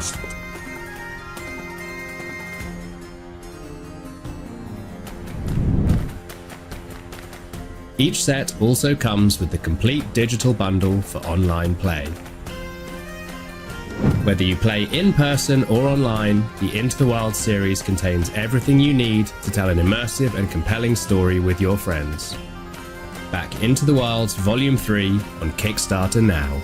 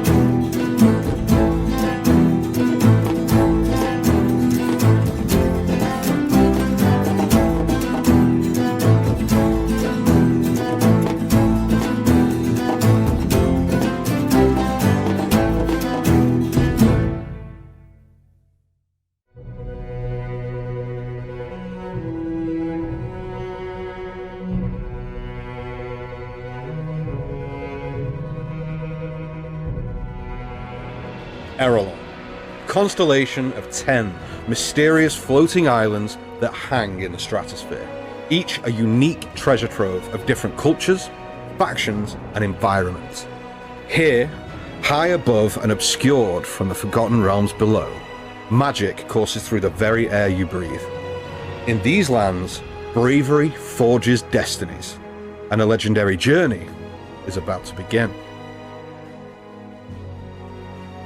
As the mysteries of this strange land are being unraveled, a malevolent power seeks to shroud this wondrous realm in eternal darkness. But where there is darkness, there will always be those who rise to meet it. Brave souls will have to confront horrors that defy imagination and unravel secrets that question the very essence of magic itself. In the face of adversity, would-be heroes must find the strength in each other and the bonds they forge with the people of Aerilon. For it's the power of unity, resolve, and courage that will carry them forward through the skies. Embark on a destined journey aboard a skyship to discover verdant forests, sun-blasted deserts, winter tundras, bustling cities, mountains, and depths. This is Aerilon, and it's here that our journey begins.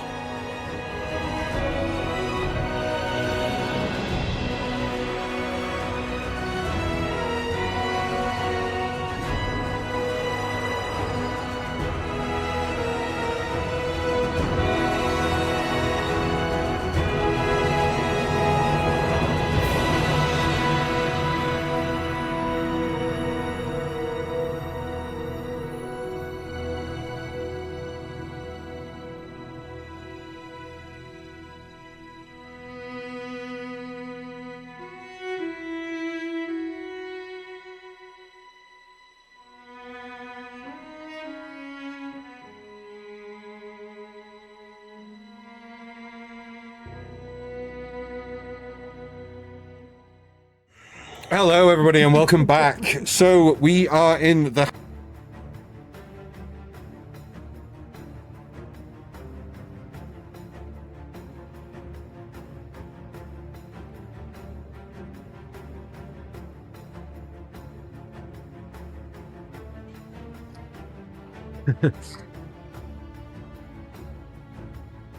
Oh.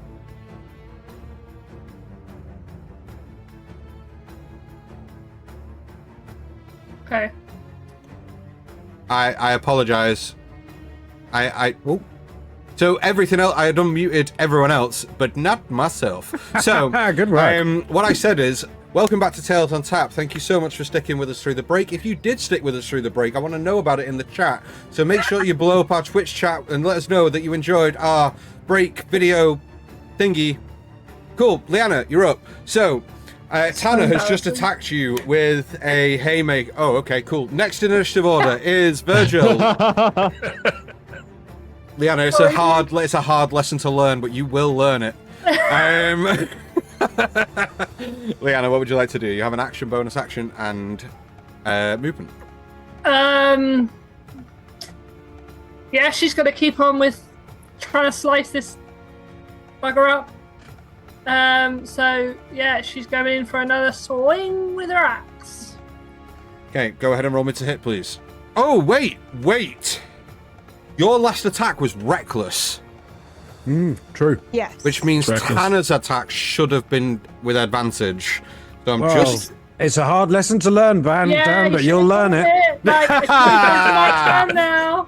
Interesting. Cool. Liana, what would you like to do? I feel like that's going to be a problem later. I just DM'd the DM. Don't worry, I've made a note of that, Chris. Good. I hope so. Yep. Next time you won't forget. Oh, Jesus. boy. Careful! Right, we should really save Kira. Yeah. Me first! Your round, Kira, is going to be fucking horrible now. Make 17 Constitution saving throws. Oh no, it's worse than that. Liana, what would Just you like start to do? making death saves. That's 17 to hit. A 17 will hit. Go ahead and roll me some damage, please. Right, plus 4 plus 2, so that is no. So it's plus 6. What's 8 plus 6? 14. Yeah. 14 points of damage as you cling and clean through Tanner's midriff. You see this huge cut start to open up on his side where your blade connects to him. However, that is halved. He is raging. Oh no, it's not. It is. It's halved because of his special. That's fine. Cool. So that's halved to 7. And that's my turn. Okay, nothing else for you? Nope. Okay, Virgil, you're up. I mean, this guy needs to die. So, let's do the things that cause that. Still looking at Tanner with no answer seemingly in sight, and him just going for Leanna at this point. Virgil's going to take the arcane energy that's remaining around him, and you sort of see it swirl ever so slightly. As Quill comes from the pocket and starts to scroll more symbols and sigils onto the ball of arcane energy as he creates the forced bull that is made from the what's it called? The chromatic orb, and I'm throwing another second level chromatic orb at him with force damage this time. Okay, no problem. Go ahead and roll me to hit, please. Will do. Okay, that is 21 to hit. A 21 will definitely hit. Will definitely hit. Right, so that is 3, 9,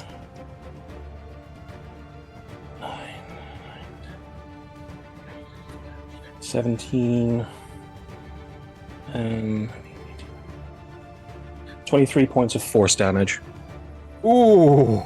As you watch sort of the skull and upper body of like a bull just charge into his back, and you see the indentations where the horn are before it just crashes out. Okay, 23 points of force damage. That's a hefty hit. Tanner is looking pretty messed up at this point. Then, when I can get back... Oh, why do you keep doing this to me, Room? Is it because I'm not looking at you? Damn it, Tom Kartos. I thought you were my friend. I plugged you. Jesus. So from where he is there, Virgil is then going to move to here. Okay. Anything And else that from is- Yeah, that's it. you? Okay. Virgil. Sorry, Edivir and Kiria, you both got the same initiative. So, Edivir, I'm going to come to you now, but Kiria, Yep. I'd like you to make me a death saving throw, please, and send me the result privately. No, wait till I'm finished. So, that's going to happen at the same time. We're all in the same 6 seconds. So, death saving throw, please, send me the result privately, please, Kiria. Edivir, you're up.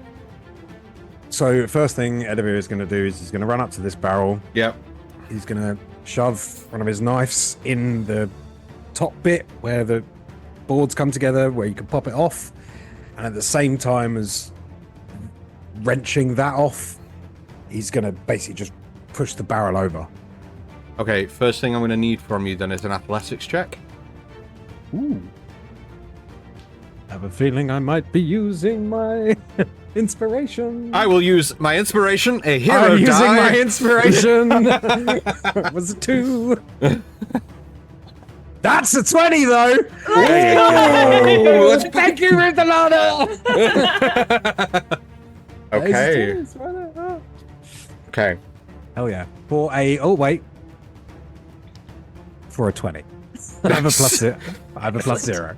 Nice. It all counts. It all counts. You jam the blade into the barrel as you grab it. The athletics check was to see whether you can pull to start tipping it over. You boom, tip it over. It tips over onto its side. You hear the swill of water inside, as well as a thud. I think I've got her. I've got him. Your action was to move the barrel. It was interact with an object for your action, but you have jammed the blade in and begun to start prizing it open. But Okay. you can't do both on the same turn, but you have started to prise that open. Okay. Can I do it again as a cunning action? I'm gonna use it. I'm gonna use my hero point to take an additional action to Yep. continue to prise it open. I'm Fantastic. desperate to get this thing open. Okay, I'm going to need another athletics check. This is going to be to prise the lid off the barrel. Come on, don't fail me. I'm using my Christmas rubber duck dice. Don't fail me, Ducky. Come on, ducky. No whammies! It's an 18 plus 0! Yes. Okay. You hear the churning and the creaking of wood, and you, for a second, Edivir, you don't feel it budge. So you step back and almost throw your full body weight into the dagger as the lid pops off and this slush of ale pours out of the barrel. They're here! They're here! I didn't say they Watch were out. there. Oh, Just there was a donk. I know. I'm only messing. You see the form of Kiria pour out this soaking wet form of Kiria hit the ground by your feet. That is your action, sir. Yeah, nothing else I can do. I mean, I can move, Mm-hmm. but Are you going to? I can't really pick them up, can I? Right, No, you cannot. because that'd be an action. Mm-hmm. Anything else? on No, your turn? I'll call back to. Well, in fact, I'll move back a little bit. Okay. We'll get a little head start on this. 5, 10. I'll move back 10, 15 feet to there to shout to Pim. They're here! They're here! But they don't look good! Okay.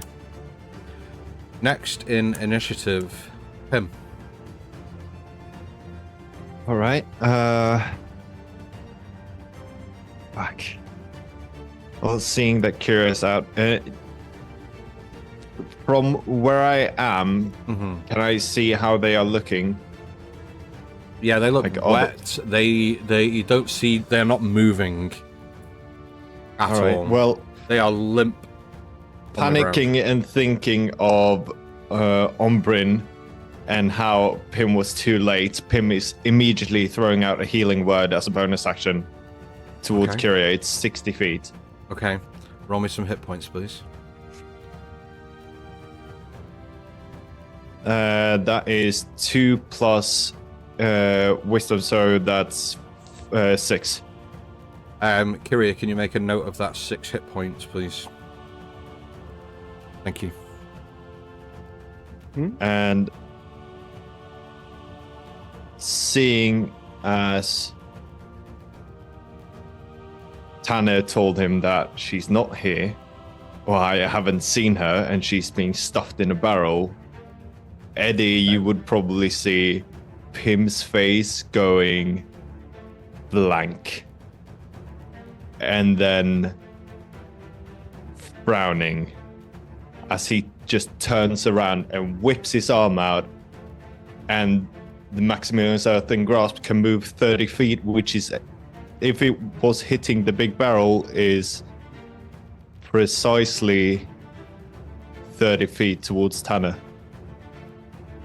So we can't move through a corner, so we would get to here. I'll get to there. Okay, fair enough. 5, 10, 15, 20, 25, 30. You can, From here? other than that. 1, 2, 3. Oh no, it would get there. 20. Apologies. Yeah, it would get there. Yeah, Yeah, you get So there. the line- Apologies. The line yeah, changes yeah, is a bit weird. yeah. just whip it, ripping out his arm and moves the Maximilian's Earthen Grasp straight towards Tanner and grabs him. He needs to Okay. make a strength saving throw. A strength saving throw. Yeah, which he's probably really good at, but I don't fucking care at this point. So that is... 1 second. Okay, so I get a plus... That's an 18. Yeah, 11 on the die. That's He is pretty good at them. yeah. No, he succeeds. Okay. Anything else from you, Pim? I'm gonna rush up to towards Kira. Okay. Sorry, where was I? I was there. 5, 15, 20, 25. Okay. As Edivir, you and Pim get close to Kiria, you both see the form of Kiria shift. You see that their form shifts and flickers between corporeal and incorporeal, like a light bulb that is losing its spark and its fuse as it just... As Kiria's form shifts more frequently than you've ever seen it shift before, almost as if there is a disconnect there that you've not encountered before. Cool. Yes. Top of the initiative order, Tanner. I don't know how he's on his last legs, but he is. Tanner is going to... Sorry? What did you say, Chris? I just said, go on, Leanna. Oh, I thought you said don't even. Just give me 2 seconds. I just need to double check something. He's gonna pull out the big guns now. Look at him. Pull out the other arm as well. 1 second.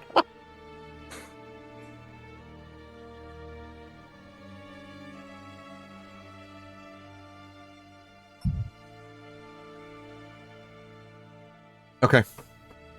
Just need to double check a rule. Tanner disappears.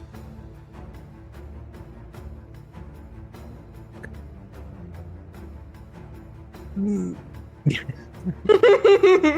anyone going to say what I'm about to say? Go ahead and say it. No, I don't think I will. I'm gonna ask though. I can tell by your confidence that you have an answer to it. So. If he's moving, opportunity attack. Would only count if you can see the enemy. Not if you have blind sight. Fuck.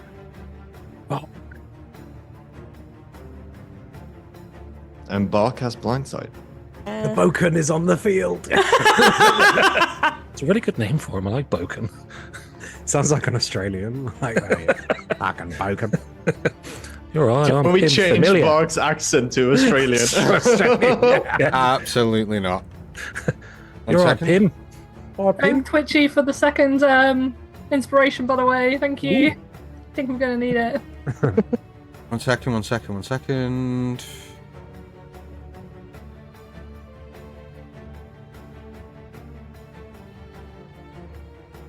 Okay. Bark will get an opportunity attack. Go ahead and roll me a melee attack, please. Come on, Big Bark. Come on, Boken. 18. Ooh. An 18 will hit. Does Bark have Sentinel? No. 6 points of damage. No, Okay. sorry, 4. 4 points of damage. 1 second. There's a lot of these 1 seconds going around. And they all feel a lot longer than 1 second. How many points of damage, sorry? 4. Okay. Did 6. Bark. No, it's I read it wrong. It's PB, so. Tanner takes 4 points of damage, but does not become visible again. Right. You are all out of combat. However, we are now going elsewhere.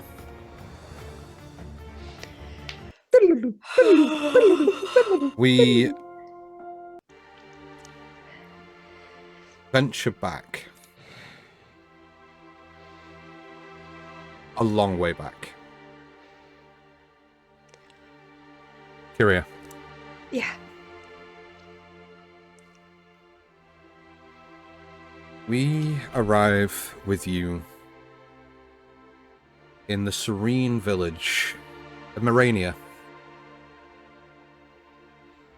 You see that surrounded by the village and in and around the village, this beautiful ancient forest.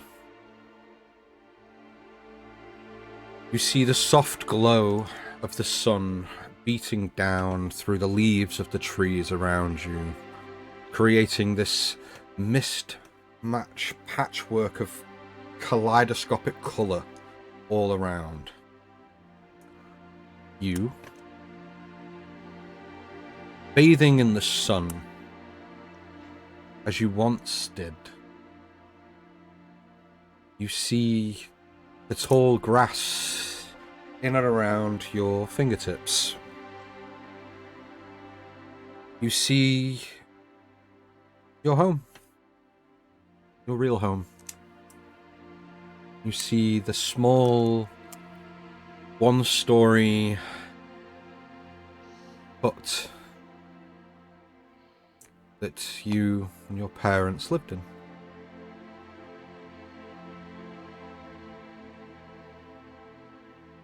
Your father steps out of the door. Hey! What are you doing? Like, you've got chores to do. We told you that you had chores to do. I was just playing. Kiria, darling, we've discussed this on so many different occasions. You play once your chores are done, not before. Now, go get yourself cleaned up. You've made a mess of your beautiful dress that your mother made for you. I don't like it. I don't care what you like, Kiria, and what you do like. You go and get yourself cleaned up, and you get on with your chores, please. I don't really want to ask for the 7th time today. Are we clear? Fine. We're clear. Wonderful. And while you're at it, your mother needs some help in the kitchen. Okay. And as you walk past, he grabs hold of your arm, looks down and just goes, "You're okay." And just kind of like ruffles your hair a little bit. And kind of takes a little knee and goes, "But we talked about this. It's important. What do we do each day?"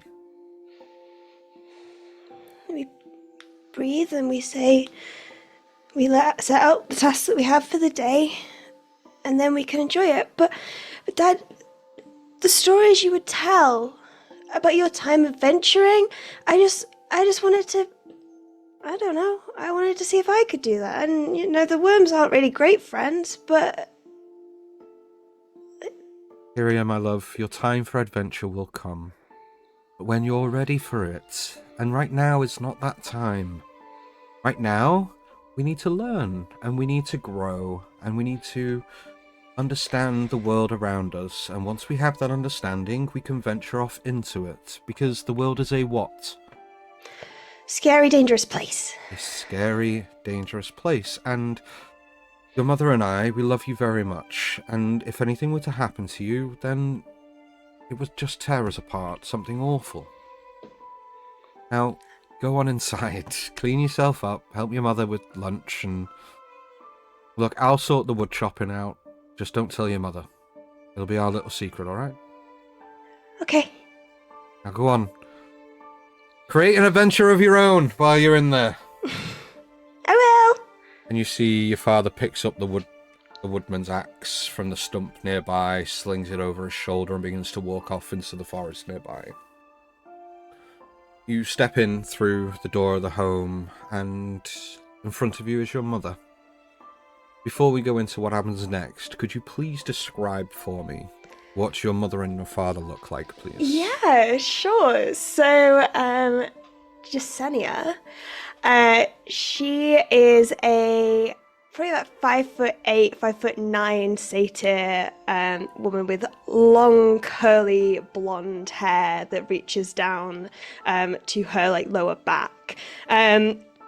Quite stocky in the gams, but also, you know, like quite slender up top. Often she'll have like ribbons or like banners or just like half an outfit on from when she has to go to entertain. And so she's kind of like often in a state of undress, and when she's actually got some time at home, it's just kind of wearing the most casual, like probably one of Solanus's like like shirts just loosely buttoned up. And I believe at this point in time it would be covering a slight bump. A very slight bump at this point in Yes. time, yes. And then Kiria's father is quite a stoic, like stern-looking individual. Like has got frown lines and a few scars. Like choppy, like brown hair that kind of like falls haphazardly. His face is like slightly graying. He is also a satyr, but you can tell he's like very built, like, but quite worn down from many, many years of adventuring and, you know, fighting evil and vanquishing monsters, as Kiria likes to think. Thank you very much. As you step in to the kitchen area, you see that your mother is currently covered in flour, has an apron on, which makes the bump on her stomach kind of protrude ever so slightly more than she would try to hide naturally with her nice flowy dresses that she typically wears. Yeah. But you see, because the apron's tied back, the bump is protruding. She's kind of got a little bit of flour on one cheek, and she's kind of rolling out some dough and kneading on the table, on the counter in front of her, and turns to and goes, "Ah, there you are. Where have you been? You're filthy again." Fair maiden, fear not, for I am here to assist you. Oh, my hero. And she kind of pretends to swoon and goes, "Oh, you've come to vanquish me from the ever-important apple monster that must be baked into a pie." That is exactly from whence I have came, hence the mess. The apple monster has been quelled, and I'm here to help pick up the pieces. Oh, in my darkest hour of need, my hero comes, not on steed. Don't know why I had to rhyme that, but I thought it was great. Now, before we put this apple monster in a pie, we must make sure we're extra clean, so that we don't poison the village folk. And dry. And dry. Now go wash your hands, my hero. Okay, Mum. And just kind of like totters off to the bathroom to get cleaned up. Okay.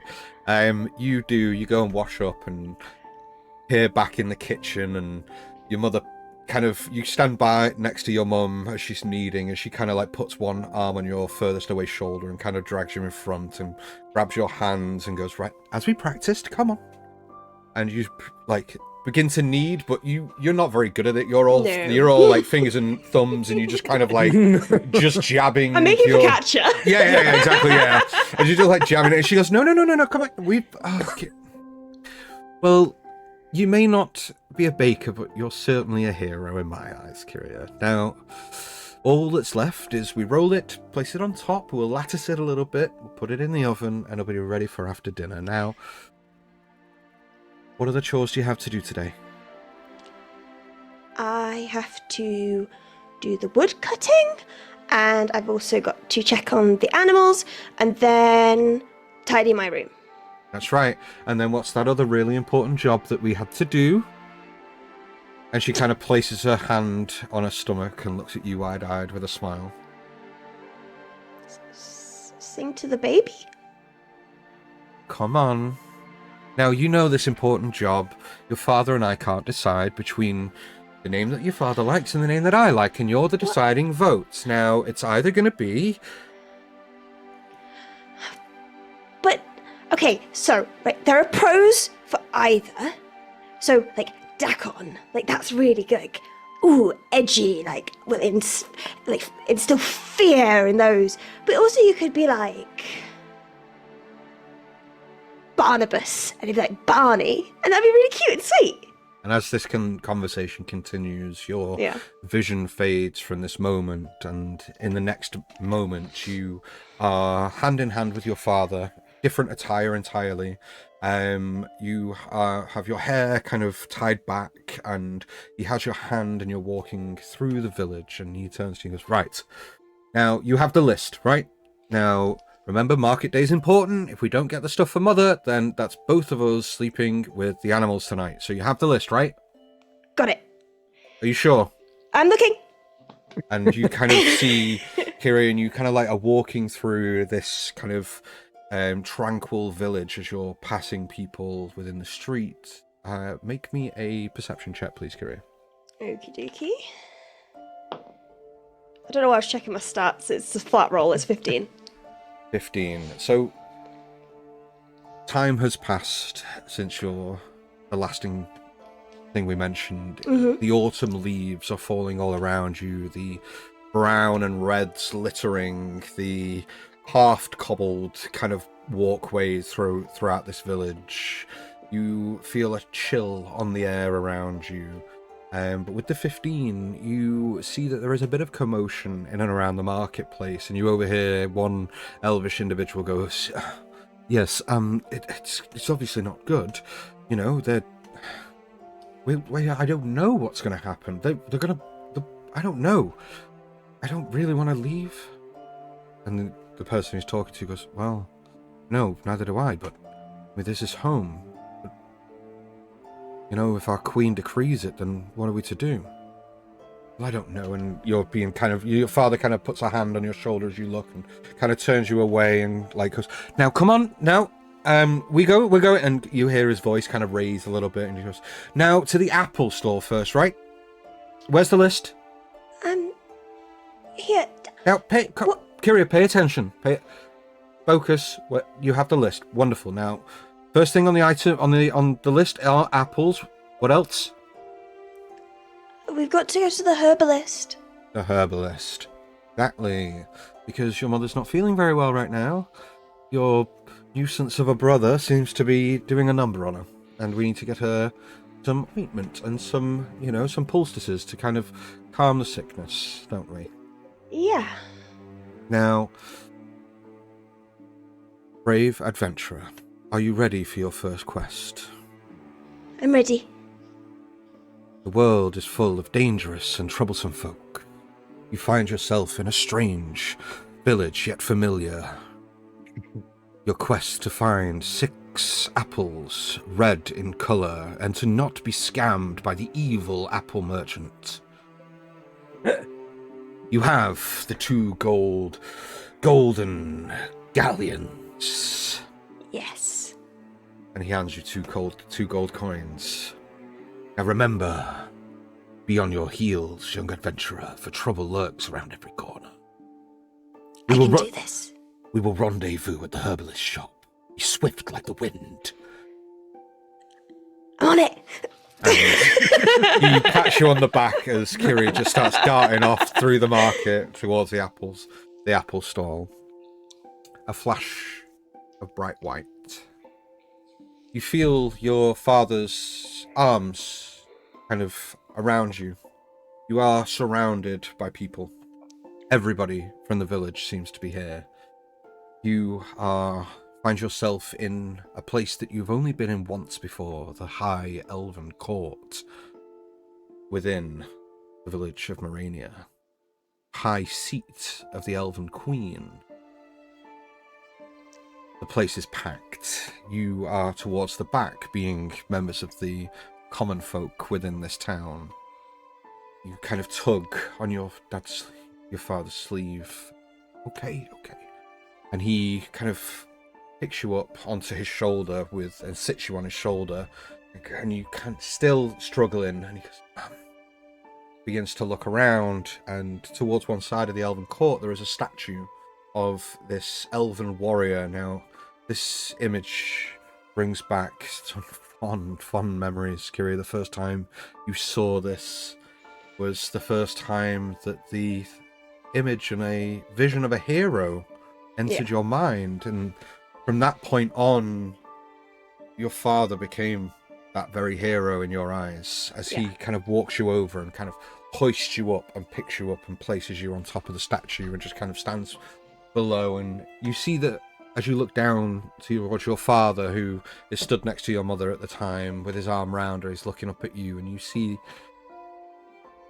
Make me an insight check first, to see what you can kind of pick up from this. So cocked, it's not even funny. Right. That one. You kind of look down, and as every time you and your dad's eyes meet, kind of like just a reassuring smile comes across his face as you hear a voice bellow out. Great people of Morania, the time has come. All who dwell within my kingdom must join us in our journey. The journey is a flash of white.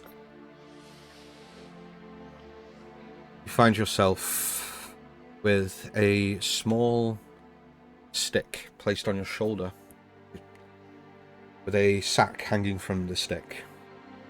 You are being ushered at pace through the village. You kind of feel yourself stumbling. You kind of look towards your mother, whose bump is huge at this point. Yeah. Almost looks full term.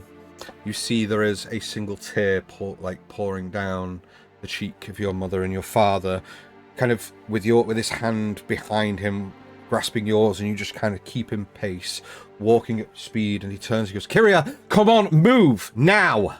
I'm trying, I don't... No time for questions, just pick up your damned hooves and move! Okay. And you kind of feel yourself stumble as you are being marched through the village until you come to another familiar property. As your father lets go of your hand, leaving you around 15 or 20 paces from the front door, as he walks up and raps on the door. A moment passes, no answer. Once more, and the door swings open. You see two very familiar figures. The first one of Morrigan just stood frantically, looks kind of bewildered, and just goes, yes, okay, you're too soon. We're not ready yet. We're not ready. And he kind of turns, and just your father turns and goes, we don't have time for this. We don't. Kiria, here. What's happening? And he grabs your hand and pushes you in front of him, and turns to Moore and goes, remember. And you hear the crack in his voice. Look after her. Don't let any harm come to her. Promised, Morrigan. And Essen steps out from the side and goes, yes, we know. Hi, Kiria, darling. Hello. Hi, How are you? Come on in. The kettle's just boiled. We've made your favourite tea. Now, come on, you give me that satchel, you. And she kind of like grabs it off and grabs your hand and like ushers you into the very kind of the precipice of the door. Now, Kiria? Yeah? We are, you're going to stay here for a little while, but your mum and your dad will be back very, very soon. I'll take your bag. Nothing to worry about, but, they need to go away for a little while. Just nothing to worry about. They are coming back, Kiria, promise. Just say your farewells, and you kind of like turn towards the door, and this look of pure confusion on your face as you kind of like look, and as you look past, you see that Moore is kind of stood looking anxious, sad, a little scared. As you look towards Jasenia and Stravis, your mother and your father, you see that your mum is currently just has both hands on her stomach as she looks, and you see that there are tears rolling down her face. Your dad also, tears rolling down, and this is a shock, a very grounding image for you right now. This is the man that you look up to, your hero, A man that has vanquished dragons and cyclops and beholders and all manner of ancient evil in their day. And you look towards your hero, who looks completely and utterly crushed and broken. This is the first sign of pure vulnerability that you've ever seen in your father. It's okay, Dad. Auntie Essen says that I'll see you soon. I know, Sweet Pea, but, you know, we've spent every day together since you were a little one, and, you know, just the thought of being away from you for a short time, even that's hard for us to bear. Now, now, and he kind of kneels down. It's time, Kiria. You're ready? It's time for your very own adventure to begin. Now remember, the world is a what? Dark and scary place. Dark, scary place. And what must we keep? Safe? That is right. Keep safe. Now, Auntie Essen and Auntie Moore are going to take care of you for a little while. You listen to them. They know that you have chores, and they will make sure you do your chores.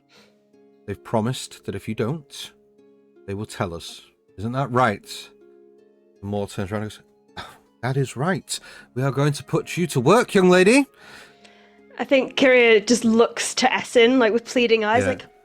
Essen just kind of looks, and Essen is kind of within the property, and Essen is obviously kind of looks and just goes. Just for visual reference, Essen is a purple-skinned, white-haired tiefling. Mm-hmm. And she kind of like clocks your eyes and just goes like that, and it kind of like fills you a little bit of, I can get away with whatever I want here. Yeah. This is going to be the greatest fucking holiday I've ever had in my entire life. Yeah. Like, I've read about holidays before, but this is going to be... This is going to be the best. This is going to be the best fucking holiday I've ever had. Like, this is going to be amazing. And your father kind of like snaps you, like, as you're kind of turn around looking at Essie, kind of snaps you back and goes, Kiria, we love you. We love you with all our hearts. And your mother kind of looks and goes, Bill, you are and will always be my hero, Kiria. And I'm going to miss you. I'll see you soon. We'll see you soon. And at that point, your father stands up and almost authoritatively kind of puts his hand on your shoulder, turns you around and pushes you back into the property, into Moore's arms, and turns in a flash of white. You're running, Kiria. Quickly. You see ahead of you Moore. Behind you, as you turn, Essen, all three of you keeping the same pace, running, brambles and bushes, and the dense, thick forest all around you as branches kind of collide with your arms as you're breaking through. Essen turns from behind you, goes, "Keep going, Kiria, love! Keep going!" I'm trying. God, as best I can. God, please! As she grabs you and lifts you, you hear an ear-piercing, kind of high-pitched, dulcet ring that echoes throughout the forest. You see more Essen drop. You drop to the ground, out of Essen's hands to the ground, kind of curl up and grab your own head, holding your ears as this high-pitched...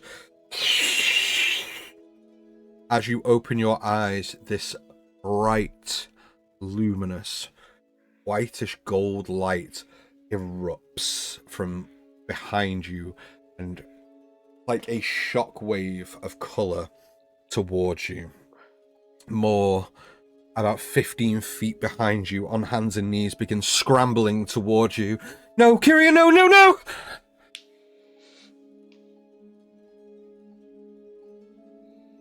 As we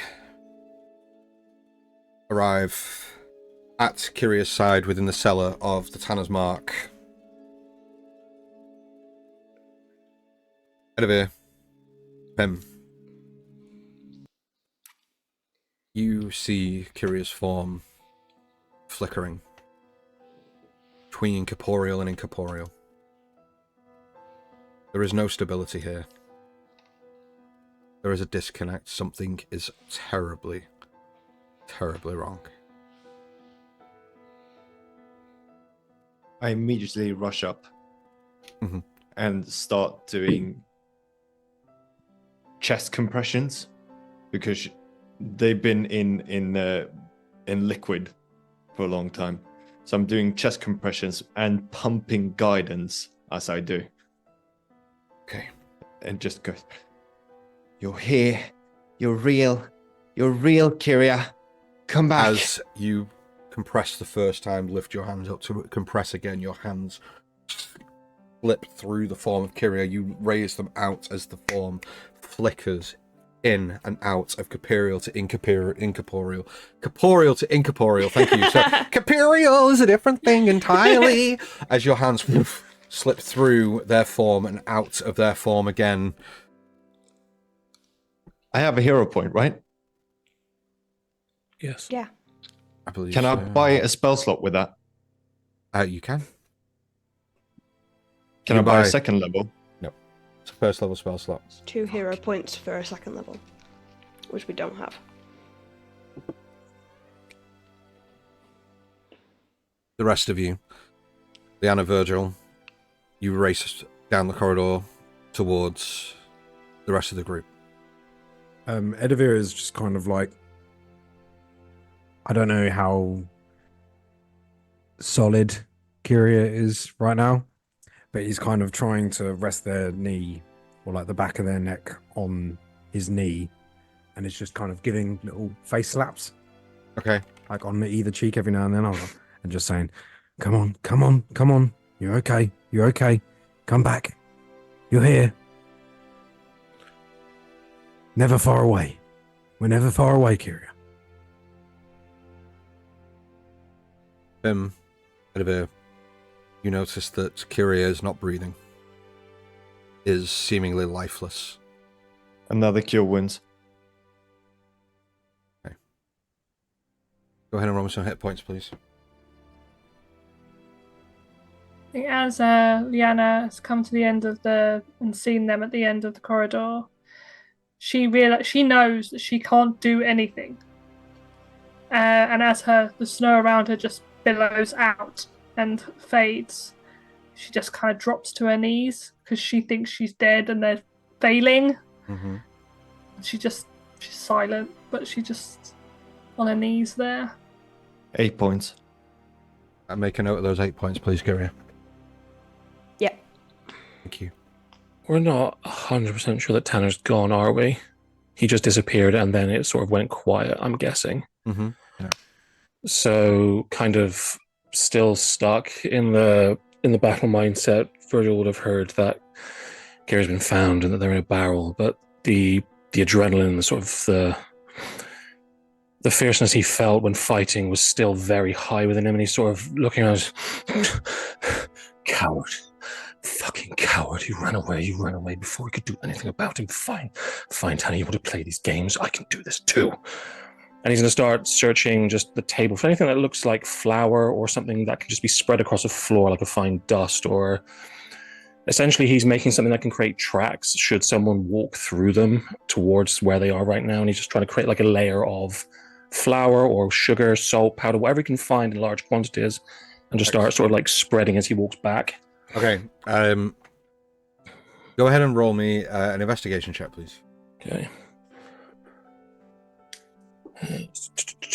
Investigation. That is. I wish I could see in this light better. I can now. Okay. I need to turn my light on. That is 17.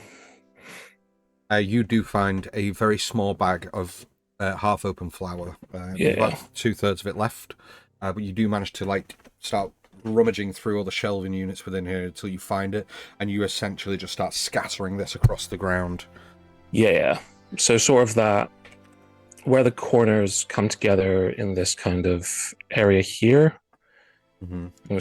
If the ruler turns up, yeah, and that's sort of just that bit where the two corners intersect, just creating as much as possible, just so there's something to keep visuals on. And as he sort of finishes doing that and tries to breathe through, he'll come up next to Leanna as they've dropped down and just, what's going on, you two? I think Tanner's gone. I've created something on the floor just in case he decides to come back, but what's happening? Doesn't wake up. Edivir is ignoring all this and just saying, "We came to get you. We didn't leave you. We came. Now come back to us. Don't leave us. Never far away." Edivir, I'd like you to make me a persuasion check, please. Okay.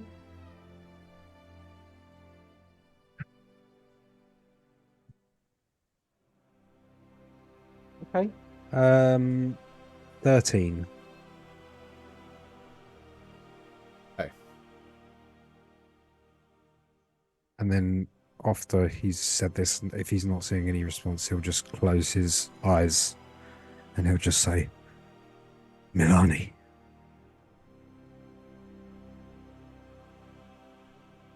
And he'll just call out. A moment or two passes.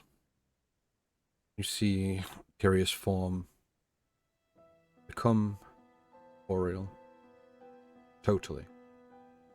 The shifting between. That's right. That's the right one. Solid is corporeal. Yeah. I love this. It's like a learning journey. We're all learning, guys. The journey. Your corpse. Yeah. Oh, I like it. That's it's going to be. what it actually means. That's going to make it even easier to remember. Thank you. Corpse means body. Kiria's form shifts back to corporeal. There is no flicker between incorporeal and corporeal anymore. They are corporeal. However, they are not breathing and seemingly lifeless in front of Your you. wounds. Keep pumping them up. Okay. Roll me some more hit points, please. As you all look over Kiria's seemingly lifeless body in front of you, the reality of what is happening and where you are and the current situation in and around you starts to settle in. You haven't got much time. 10. Make another note. Wait. 10, 10? please. Yeah. You are wanted criminals. You have cleared out the Tanner's Mark upstairs. There is very little time to do anything. What do you want to do? Where's Honestly, Tanner? I don't know. He's gone. He disappeared and left, I believe. I haven't seen him. I cannot feel him anymore. The coward fled. Need to get Fucking out of fled. here. We'll catch up to him. We need to move. Shall I Right. go back to my scratch? That's The only place I can think of. what about our house? I have another idea. I don't know if they're gonna let you guys in, but we have to try. If it's outside the city, Pim, I don't think we can get there in time. It's not. It's the druid grove where I went. Do you remember where that was? with your passive perception, you can audibly hear a very faint. I'm picking up the card. You pick up the card. Hello, Bumblebee? No, it's me. Bumblebee's down. What? Beast down. That's the title. What do you mean? They're not breathing. We're at Tanner's Look, Mark. They're not breathing. No. You're in trouble. You're in trouble. Get out of there now. I know that. We're heading to the Druid's Grove. I'm going to start picking up Kiria. Okay. Look, this runs far deeper than any of us could have imagined. Tanner's in on it. I'll explain what... Where are you going? Druid Grove. No, that's a... No. You can't go there. Pim, no. You better let me. Pim, you told them that you wouldn't tell anyone where that was. That it's not going to go well for you if you take everybody there. I don't care. Pim, what's he saying? Look, Says that we can't go to the Grove. Then we go to the scratch. Then we go to our house. No, We can't go to the we house. can't go to the house because Tanner sent us to Alara, and Alara got us the house. Any idea where we can go, Raven? Go to the scratch. Just tell me where you're going to go and I'll come there. Where are you going? Okay, we're going to Eastern Wall. Edivir's old scratch. Tell him to look out for a large black column. I'll meet him there. Large black column. What? Middle city? Lower city? What? Where? Lower city. East, you see, Undercity. Undercity. Undercity, Eastern Wall, large pillar. Right. I'll be there shortly. What do you mean, Bumblebee's... That's all you get. Okay. You, Gonna go Edivir, now. you woof and pick Kiria up. Kiria limp and lifeless in your arms. That was not necessary, Anne. Yeah, that was really... Oh, you evil sod. As I'm walking past holding Kiri, I'm just going to say to Virgil, we'll catch up to him. He'll get what's coming to him. Find anything you can that links him to what's going on. Or maybe I'll clears start our looking names. around. Yes, okay, that's fine. You've got 20 seconds. There's in 10. And I'm just going to start... we're in a kitchen, essentially, aren't we? No, you're in a cellar, Barrel brother. store. Oh, okay. There's So no- I the didn't know if this was because there was like two rooms, wasn't there? There was the cellar room, and then there was a stair up, and there was like a middle one, and there was more stairs. That's how I remembered it. Yeah. So I didn't know if we were in like the middle bit before it went down again. No. You're in the basement. So the stairs go up from the basement and then go up again to the. Oh, I see. Okay, right. I'm going to start looking at the table then and collecting up any writing I find, anything about the posters, anything just that Okay. looks like a letter, anything that looks like a thing. Okay, investigation check, please, to see if you can search them out. What are the rest of you doing? Pim, Liana, Edivir, what are you I'm doing? heading up the stairs to the other room. On Okay. the way out, I'm also going to have a little look very briefly as I'm not opening stuff, but I'm seeing if there's anything just like lying around. Perception check, please. Okay. As you start making your way back through the room and up the stairs towards the bar. 14. 14. Unfortunately, Virgil, with a 14, you do not find any documentation in and around where you are. I'm just gonna take everything anyway. So all the paperwork, anything that I see there, I'm just collecting it up, putting it together, and just. There's no paperwork at all. Oh right. There is nothing. You don't find anything of that sort with a 14, unfortunately. Okay. The rest of you start heading up the stairs. Liana, what was your roll? 18. 18. You do not see anything of note. But as you get to the top of the stairs where the door is, you hear with an 18 that there are people in the bar upstairs, and there is a bit of a commotion. Not commotion in terms of a brawl, a fight, or anything like that. There's very slightly raised voices, people questioning what the hell's happening, what the fuck is going on.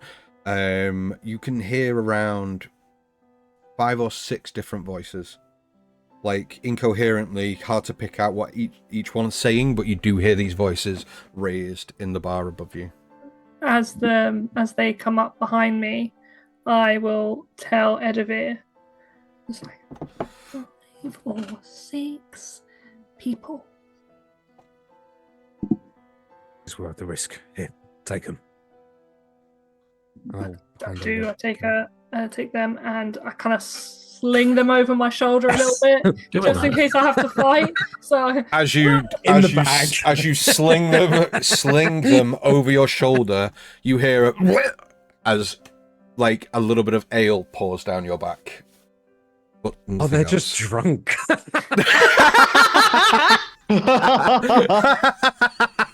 pumping HP into them. They're just leathered. I doing here? Fuck's sake. No, and it's not like it's not as if there was a cough behind it or a splurge or anything. It's just like Head's just upside some of down the now, so it's yeah. a little Yeah, bit it's out, just excess fluid that was in my mouth that is now Down your fallen back. out. Yeah. Yeah. on my Yes. back. That's fine. She's had worse. All right, and And I'll get everyone stacked up on the door and I'll prepare another smoke grenade. Okay. Have you still got that cloak? what cloak? Smoky cloak. Smoky cloak. Yes, I have that. And she kind of adjusts them, and she kind of fishes out the smoky cloak. Do you want it? I'll lead with it for now. Okay. Just Okay. might give us a little bit of extra cover. I'll be on point. Okay. Right behind you. Are we So- ready? All of you are exiting at the same time, yeah? Yeah, and I'm going to open the door, and so the door is kind of like below, and then Yep. if you go up and over, it's the bar, right? Yes, correct. So I'll kind of open the door and sort of chuck the smoke grenade up and behind me, so like over the banister into the bar, so it will cover that sort of back door Yeah. area. Nice. You throw it up and smoke starts beginning to form again, and you hear, "What the fucking hell's going on here?" I'll go up, Yep. The room begins Right to fill behind with him. smoke. and I will stand I'll stand at the top banister and Yeah. just kind of be guiding them guys as they go along, because the back door's still unlocked, right? Yep.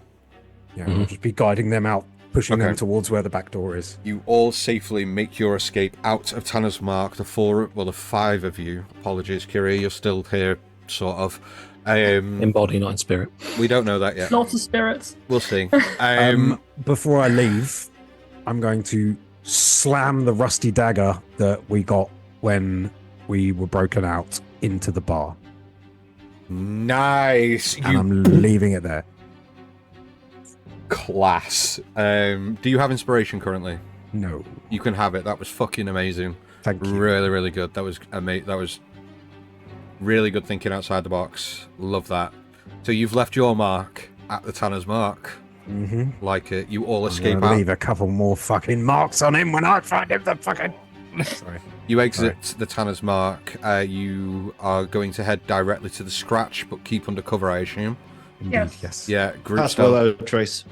How many spell slots have you got left, Pim? Right. You've been casting quite a lot of. It's from the staff that you gave me. It's infinite. The staff has infinite charges. Yes, for pass without a trace, I can cast it at will. Yeah, I will. I hate this. You did this. You did it, dude! You're doing it. Hoisted by my own petard. I know that I. Just be happy I haven't used any of the damaging stuff. No, I know. Well aware. Cool. So you Kill pass him, without trace, group stealth check. Edivir, what's your roll? No, stealth Kiria, you check, don't need to roll one, don't worry, love. Was it gonna? Mine's a 21 without the pass without. Okay, chance, so 31 for you, 31. Virgil. 8. 18, thank you. Liana? I got a 15. That includes the 10. Okay, 15, thank you. Pim? 22, including 10. Come on, guys. Okay, so If it helps, my Edivir's- body got 30. The very quiet body. Yeah, Falling weirdly. into the- What is Weirdly, brave? okay, so you managed to start heading off through the UC in the direction of Edivir's Scratch. It takes around 20 to 25 minutes to get across the UC towards the Scratch, but you do so quite successfully, keeping to the shadows of back alleys and in between these ramshackle huts that have been mismatched put together. But you do successfully manage to make your way all the way across the UC without being seen, thanks to that stealth check. You arrive at the Scratch. Does it appear to have been reoccupied? No, it hasn't. Okay, good.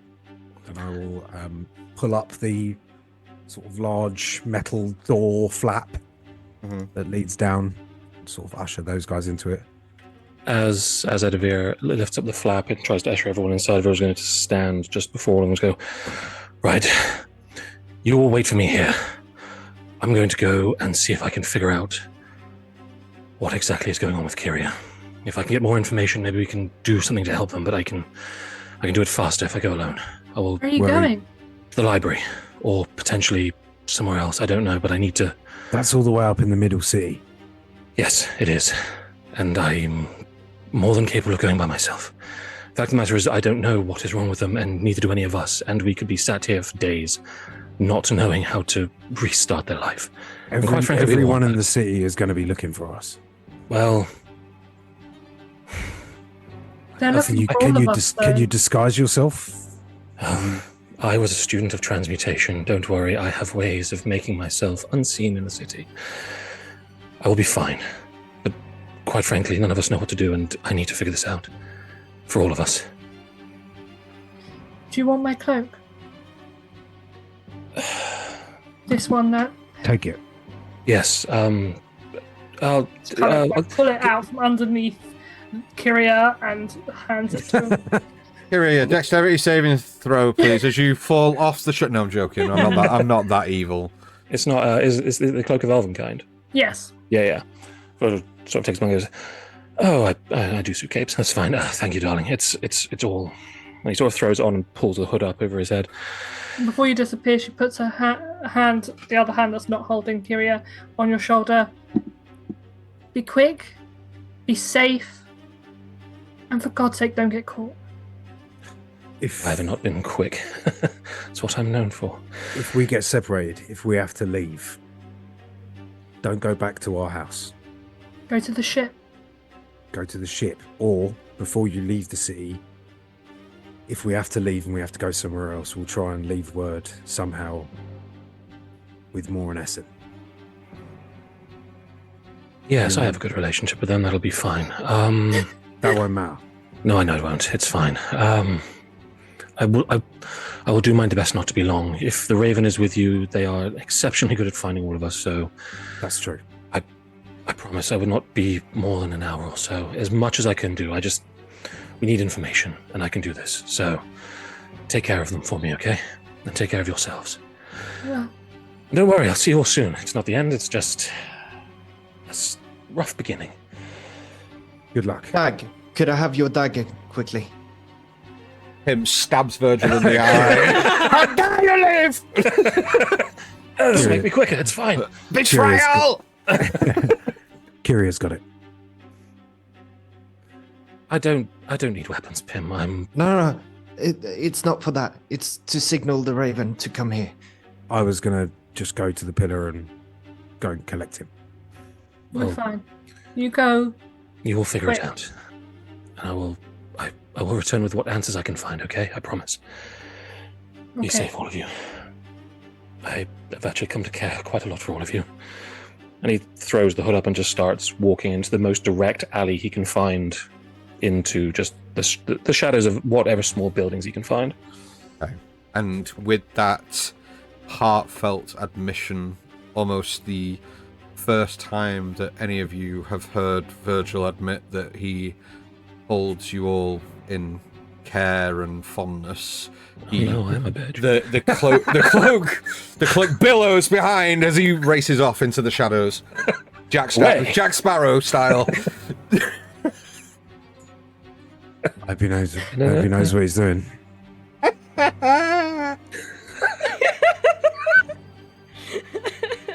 The hero we don't expect. It's the one that we need in our darkest hour. Cool. Keep an eye on them. Don't answer the door to anyone. I'll knock like this, and I'll do it like a bap, bap, bap, bap, bap, bap, bap. Okay. Remember Okay. that. Remember that rhythm. Will do. And I'm going to go off to the pillar that I made up about 20 minutes ago. I like it. Liana, Pim, you carry Kiria into the scratch, place them down on the kind of straw bedding Yeah. that was Probably there. bit soggy now. I wasn't going to say that, but yeah. I mean, not because of me. It's just not been changed. I mean, Kiria is I'm soggy French. right now, so it's not going to make too much of a difference. But you go down and kind of settle Kiria Kiria at this point has given no sign of life Yeah. whatsoever. Edivir, you race off to the easternmost point of the UC. Virgil, Yes. you remember your way through. Shut up! Fucking thing! Okay. Whoa. The music did the thing. You remember the way through the tunnels back up to the middle city. I'm not going to make you a survival check. It's quite an easy path to get back.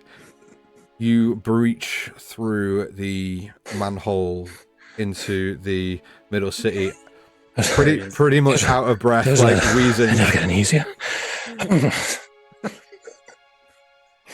But you make it to the middle city of the city of Windmere. What would you like to do?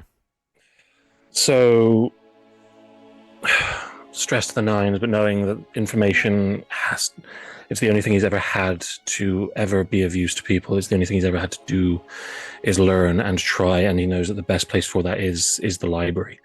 So he is going with a very singular goal in mind to try and find books on sort of the event itself. So what he remembers of the place, the name of it, and then subsequently what event was attached to that, and then furthermore potential things that came from it. So in the form of creatures, effects, those kind of things. He's trying to compile in his own head a list of things that he's going to search for, and sort of very jaggedly sort of hits one. Like, right, okay, that's fine. Okay, no, we need to. So it's Minoria. There's Grand Exodus. We've got, and then okay, we can do this. We're fine. We're fine, Virgil. We can do this. It's learning. It's what we do. So to the library. Okay, let's go. Fuck. Sorry. So. Sorry. Again, you have a sneeze face, and I saw a camera. I was like, okay. Apologies, guys. I have the most violent sneezes. Virgil, given how difficult it is for you to get your thoughts straight, you get turned around. You turn left too many times, right too many times. Wait, it's down this way? And you almost become lost. Not only within your own mind, but within the city itself. You continue walking the cobblestone streets. I imagine as he starts getting more lost, it becomes more of a frantic run. Like it turns into a jog, into a run, and sort of trying to pick out things, but he can't. And he's sort of running, sort of against things and through people, and trying to figure out where he is. But the more he thinks that, yeah, like you said, he's just losing. Like it feels like the city's just sort of growing around him. Make a Constitution saving throw, please. Oh no. You are racing through the city at pace, incoherently. You have no direction of travel. You are just running through the streets of Windmere. Constitution saving throw, please. Yeah, con is... well, okay. So a 5 turns into a 7. So that's something. You are running for that long, Virgil, that you collapse. You drop to your knees. The sweat and the beads of sweat dripping from your head down your brow to the point of your nose, and just you are on your hands and knees on some steps, heavy breathing. As the sweat is sort of dripping down into his face, it starts to mix with tears from his eyes. He sort of stares into the ground and grips at the stair, and you hear the sort of the nails scratch and creak against the thing. It's like, no. I can't lose them all. I can't lose them. I can't. I will learn. I will do it. Come on, Virgil. Learning is what you do. A hand is placed on your shoulder and under your arm. All right, now, come on. And as you are literally sort of grabs him, he sort of like recoils a bit and tries to like, unsure of who's just grabbing him. So like, no, who are you? Don't worry, you're okay. And you kind of like look up and you see that there is an older individual. You see that age is etched in the lines upon their weathered face, streaks of silver through their once dark hair, this kind of very faded chestnut brown hair with huge streaks of silver throughout. There's a undeniable vitality in their gaze. You see that there is a gentleman, a man stood kind of half knelt but grabbing you, and he goes, "It's all right, come on, up to your feet." And the voice that you hear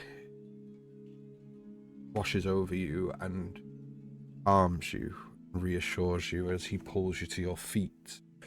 And as you look up, you see that there is this huge, beautiful temple ahead of you, carved from marble and stone. You see that it rises, so it's currently lifted already. You are on the steps at the precipice of this temple. You see that there are tall pillars that line the four corners. You see that there is a huge, intricate, arched doorway as this individual kind of holds onto the crux of your arm and begins to walk you up the steps towards the temple. He goes, "It's all right, you're okay, let's get you inside."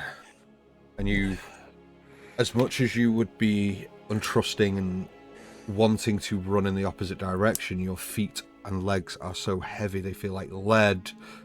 But there's something oddly reassuring about this person as they put their hand on you, and as they do, your emotions begin to subside. The fear, the sadness, the panic begin to reduce. You begin to gain control over your breathing as you step towards the door of this temple, and as the door opens, you see a vast chamber inside filled with huge tall pillars of polished marble that line the chamber on the inside. You see that there is stained glass windows running along the outside walls that shine this beautiful mismatched colour of reds, blues, yellows, greens, purples throughout the floor and within the space of this temple. You see that, or you feel that as you step in, the air within the temple carries a faint scent of incense, and you get the sense of a subtle hum of magic that sort of permeates the air around you. You see towards the far wall there is this kind of focal point, an altar, so to speak, that's been crafted of somewhat shimmering crystal-like material. Its surface reflecting the shifting hues of colour, bouncing them off every wall within this temple. You see that there is a... oh, 1 second. There is a symbol within the temple of a... 1 second.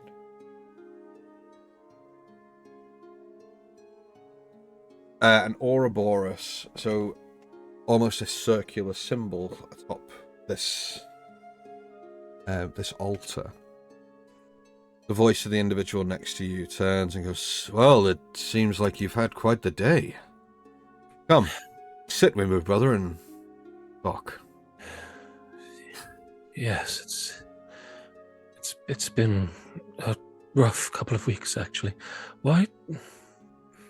It's strange. I feel so calm here. I can almost feel magic. In a place like this, that doesn't surprise me. You are in the Temple of Alaria.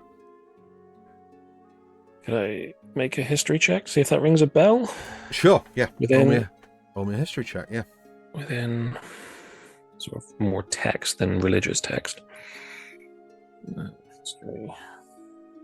Okay, that's a 16. You know that Elaria is the serpent, the eternal serpent. They are the... You've read about this in a text some time ago. They are the god of magic, time, and fate.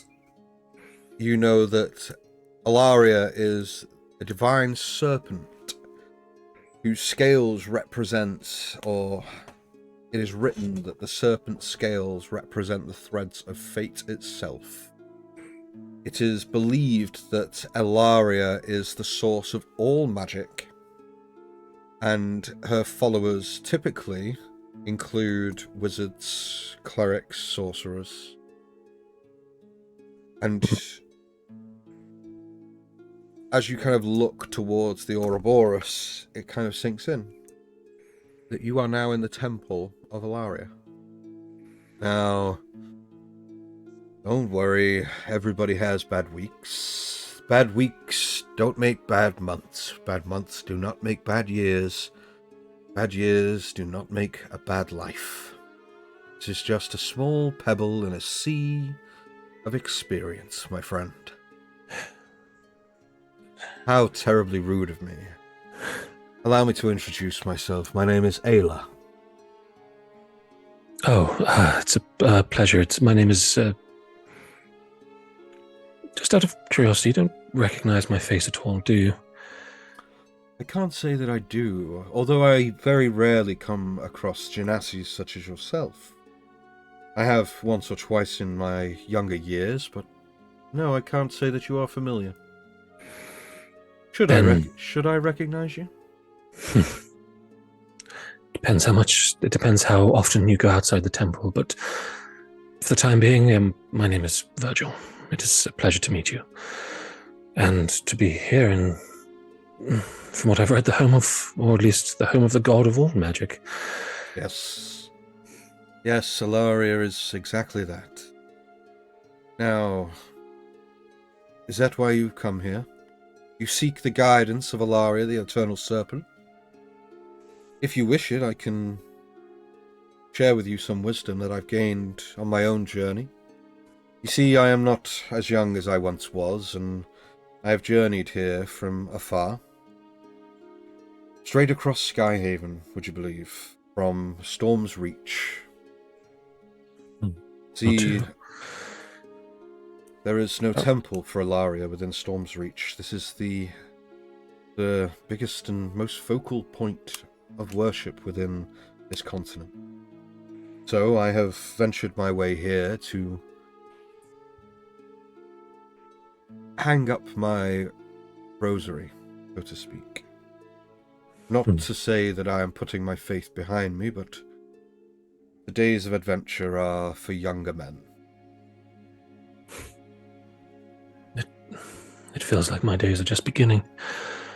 I've come not much further than you, actually, Seraph's Rest. Oh. I made my way across this continent, hoping to learn. That's all I've ever wanted to do, is to learn. And your journey has found you here, in this place. Some would say that that is fated. Believers in Elaria would definitely say so. Well, I suppose you would. I don't consider running myself ragged through a city as fate, but I can't imagine this. I don't know anymore. See, all paths lead to where they're supposed to lead. Whether you want them to or not, you can take many turnings, travel in different directions, but the path is always the same. The journey always ends where it's supposed to. Your journey has brought you here. But isn't that just, I don't know. I don't wish to be rude, I really don't, but spiritual... Isn't that just the way people who believe in something justify not having control over what they try to do? I can bend my own fate. I can learn what I need to. I can surely push my path where I want it to go. So you think that this is servitude? That this is worship for the sake of worship in hopes that there is a power beyond us that could control and change things, and that we're merely pawns in their design? No, I think you're going a little far with what I said, but you believe in a god of fate. You think where you are is where you're meant to be. There's no decision fate, in what you did. Fate How do you... is not set in stone. Though the destination ends the same, fate is interchangeable. It is being woven constantly and rewoven again. Your choices, no matter how small, have the power to alter the very course of your own destiny. At the end point of your journey will remain the same. That is what we believe, that you are fated to end your journey where it is meant to end. But how you get there and what you do along the way, well, that is your choice entirely.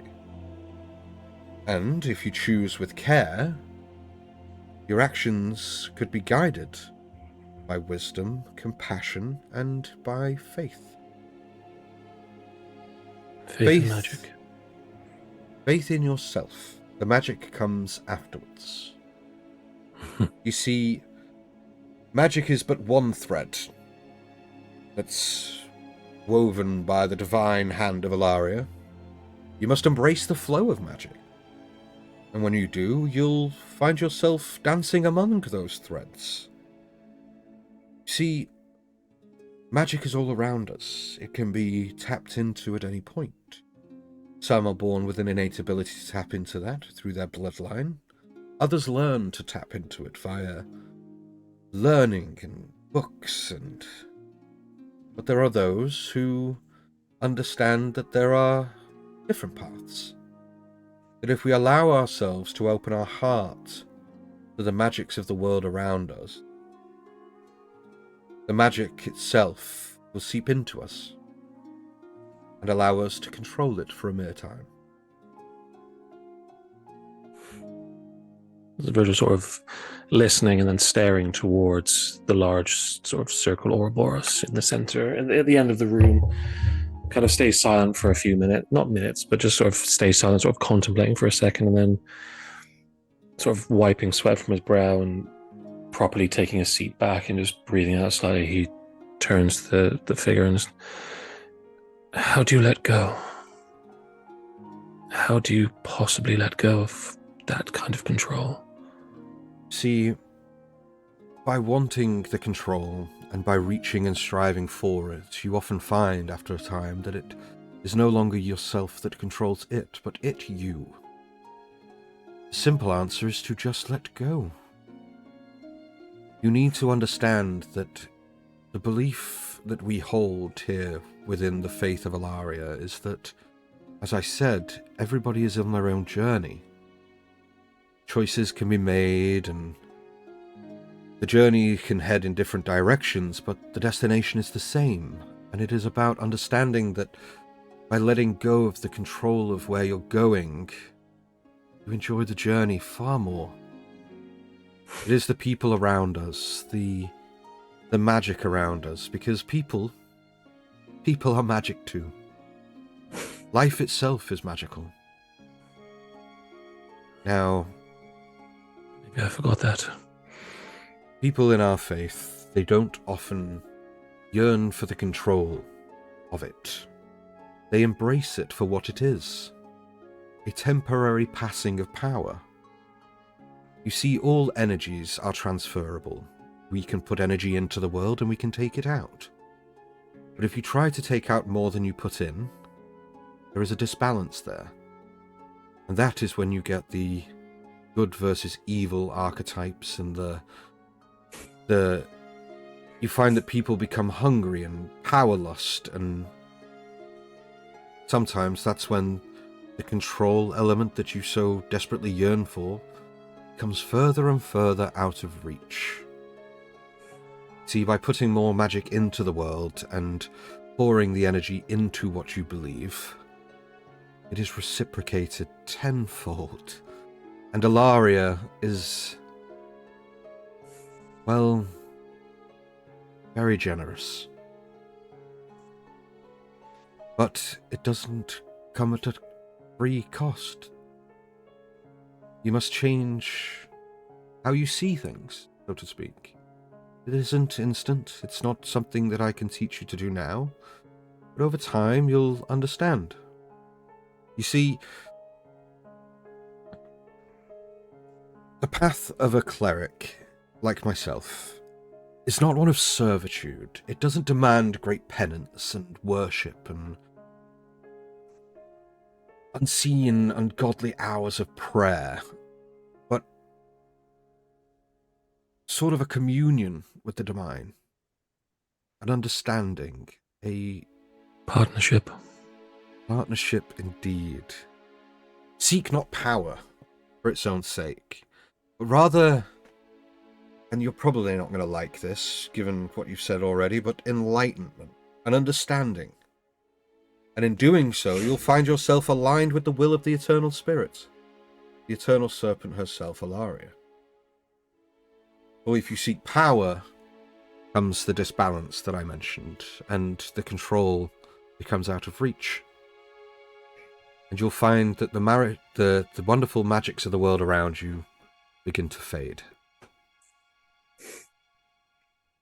Now,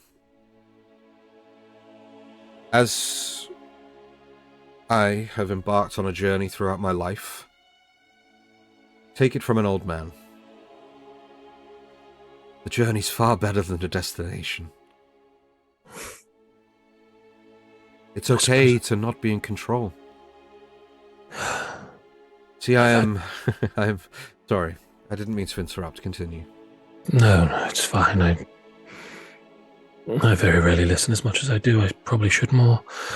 I have lost so much control of my life, been withheld so much information, so many lies, that once I was out of it, I did nothing but grasp for what I could get. And perhaps I have gripped too hard, got myself into troubles I shouldn't have gotten myself into if I'd have just not gone for so much power. And let me ask, the further and the harder the further you reached and the harder you grasped, tell me, did you feel closer to it? Or was it further away? Everyone's further away. Even the ones I care about are further away. I'm not really doing my best to ingratiate myself with the people I like. And I should be. But I know I'm not, because I am the way I am. I am fastidious and thirsty for knowledge, and I am stuck, I suppose. I just want to help them. That is all I want to do. Remember what I said, Virgil. Fate is not set in stone, and neither are you. People are malleable. People can change. It is a choice. You just have to choose. Now, open your heart to Ilaria if you will, or don't.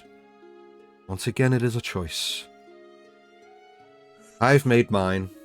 I will keep Ilaria in my heart for the remainder of my days, but my days venturing through this world are done. I head back to Storm's End. No, that's not what it's called. Storm's Reach.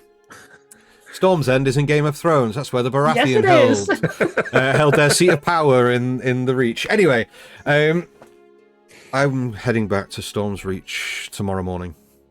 I head back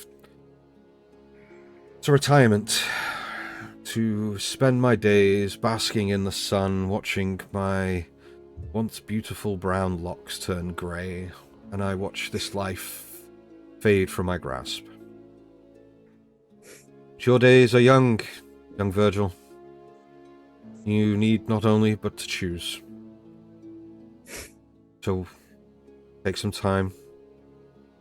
They won't kick you out of this place until nightfall. Take as much time as you need. Open your heart. Think. Breathe. And then don't think. Okay. I will do that.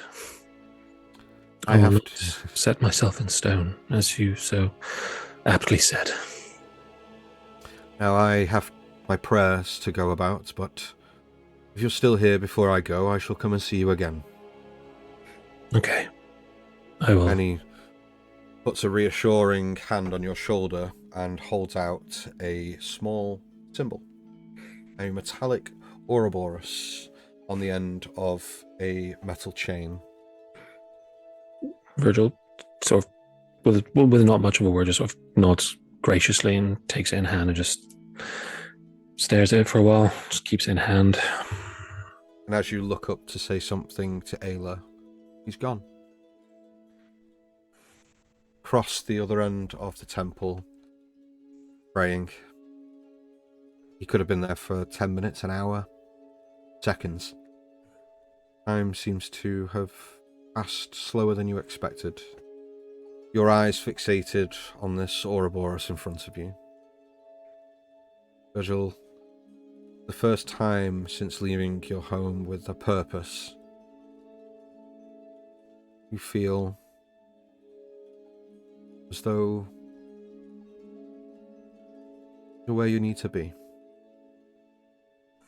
for the first time in a long time. Don't get me wrong, the woes, worries, and fears that you have in the back of your head are still there. Mm-hmm.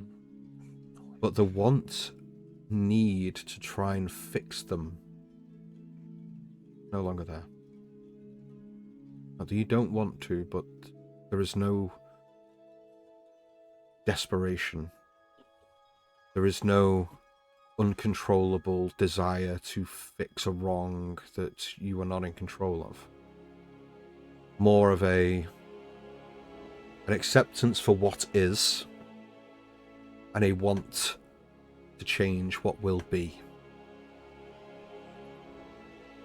Some time passes. You spend this time sat in thought within the temple of Alaria, as you hear heavy footsteps coming in your direction as Ayla approaches you again. Right, well, that'll be me then. Are you okay? Yes, time flows funny here, doesn't it? It feels... how long has it been? Time is like a river, friend. Ever flowing, ever shifting. If you do take the choice to become a cleric of Alaria, you have the power to change the currents of time itself. Or you will with time, with practice. Can you help me start then? I already have, as he places a hand on your shoulder and drops and places a kind of a duffel baggy style bag, satchel sack thing next to you. Places his hand on your shoulder and goes, "Seems that you're about to embark on a new chapter of your journey, friend. But no matter where you go, know that you're not alone. Alaria's presence is ever with you, if you desire it, guiding your steps and illuminating your path. Trust in her, and you will never falter." Okay. I guess. And he as he stands up to sort of greet the man, he'll take the symbol and place it around his neck and sort of leave it in the center and twiddle with it slightly before looking. Thank you for this. It has been... it's hard to describe. A lot of people have been throwing kindness our way, and it wasn't so, but yours seems to be genuine. It's almost disconcerting. But I trust you. Don't trust in me. Trust in Alaria. I will... She guides me, and if you wish it, she will guide you. I will do my best. Remember, Virgil, the more energy you put out into the world, The more energy I get back. Exactly. It's the circle. Now as keep it your... were. Do you know much about the circle? It is an old elemental kin teaching circles are the Arcanist's first symbol, and the more you expand on that, the different things you get. The womb of life, the cell, the tree of life, everything comes from the circle. The circle symbolizes all things. Life, death, and everything in between.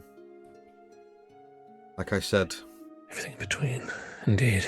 the starting point doesn't matter which way you go. Fate will always bring you where you need to go.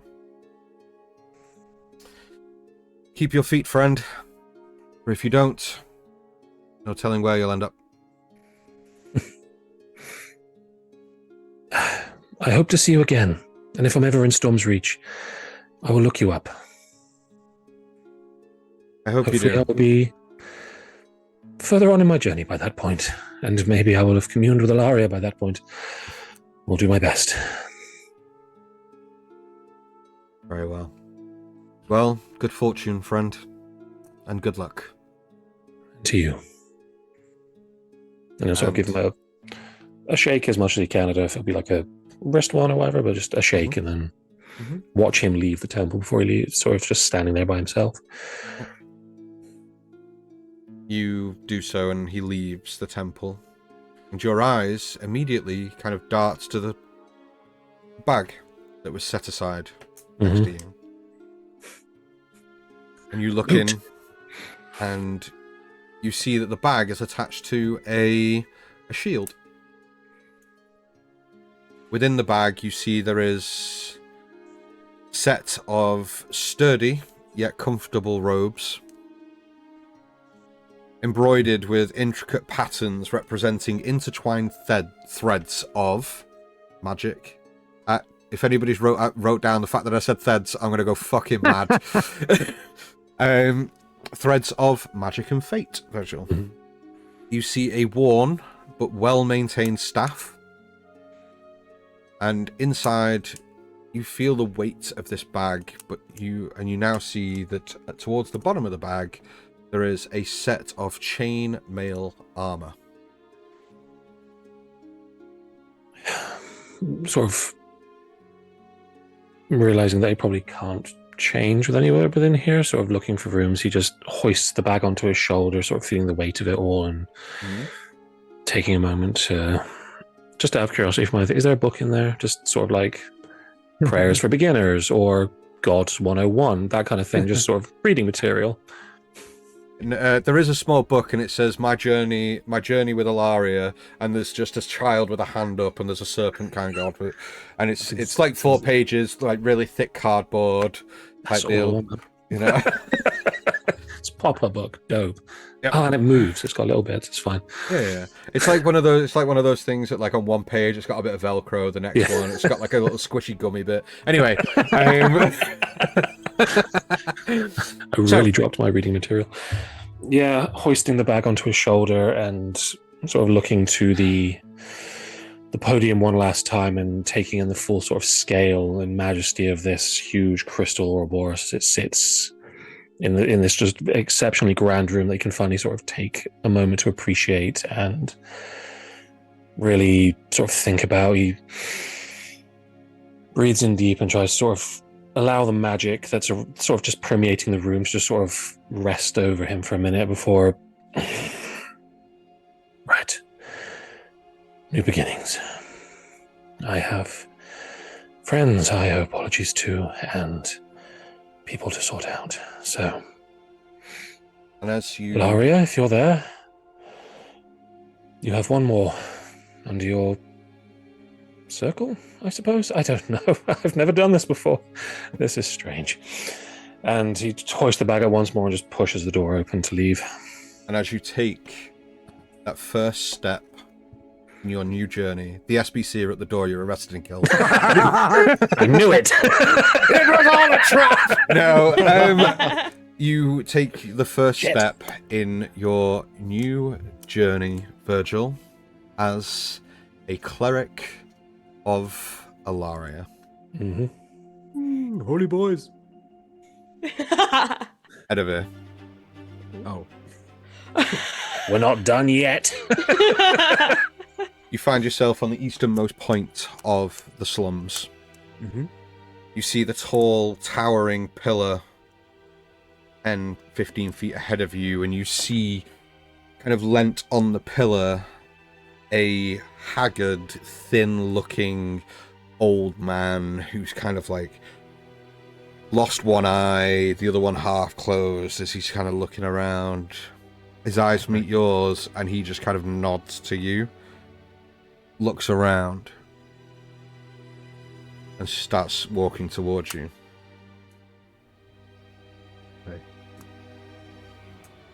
I'll sort of turn so as not to like stop and start walking with him. And just when I see him notice me, I'll just turn and start walking back the way I came and sort of get into a bit of an alleyway or something like that. And as you do, you see the hood of the Raven there as he goes, What in the... This is far worse than we imagined. What the hell has happened? You're telling me. Where is Where are they? Kiria, we've got Kiria back at my old hiding spot. But they're not in a good way. We tried to contact you when we returned to the city, but there was no response. We feared the worst. I tried to reach out. It wasn't safe. It wasn't as if they were waiting for me or anything, but the presence of SBC and City Watch has doubled. It is harder to move in and out of this city and around right now. I am a known figure. I couldn't risk open communication unless I knew it was safe. I'm sorry. But don't apologize. Look, the way we left things last time,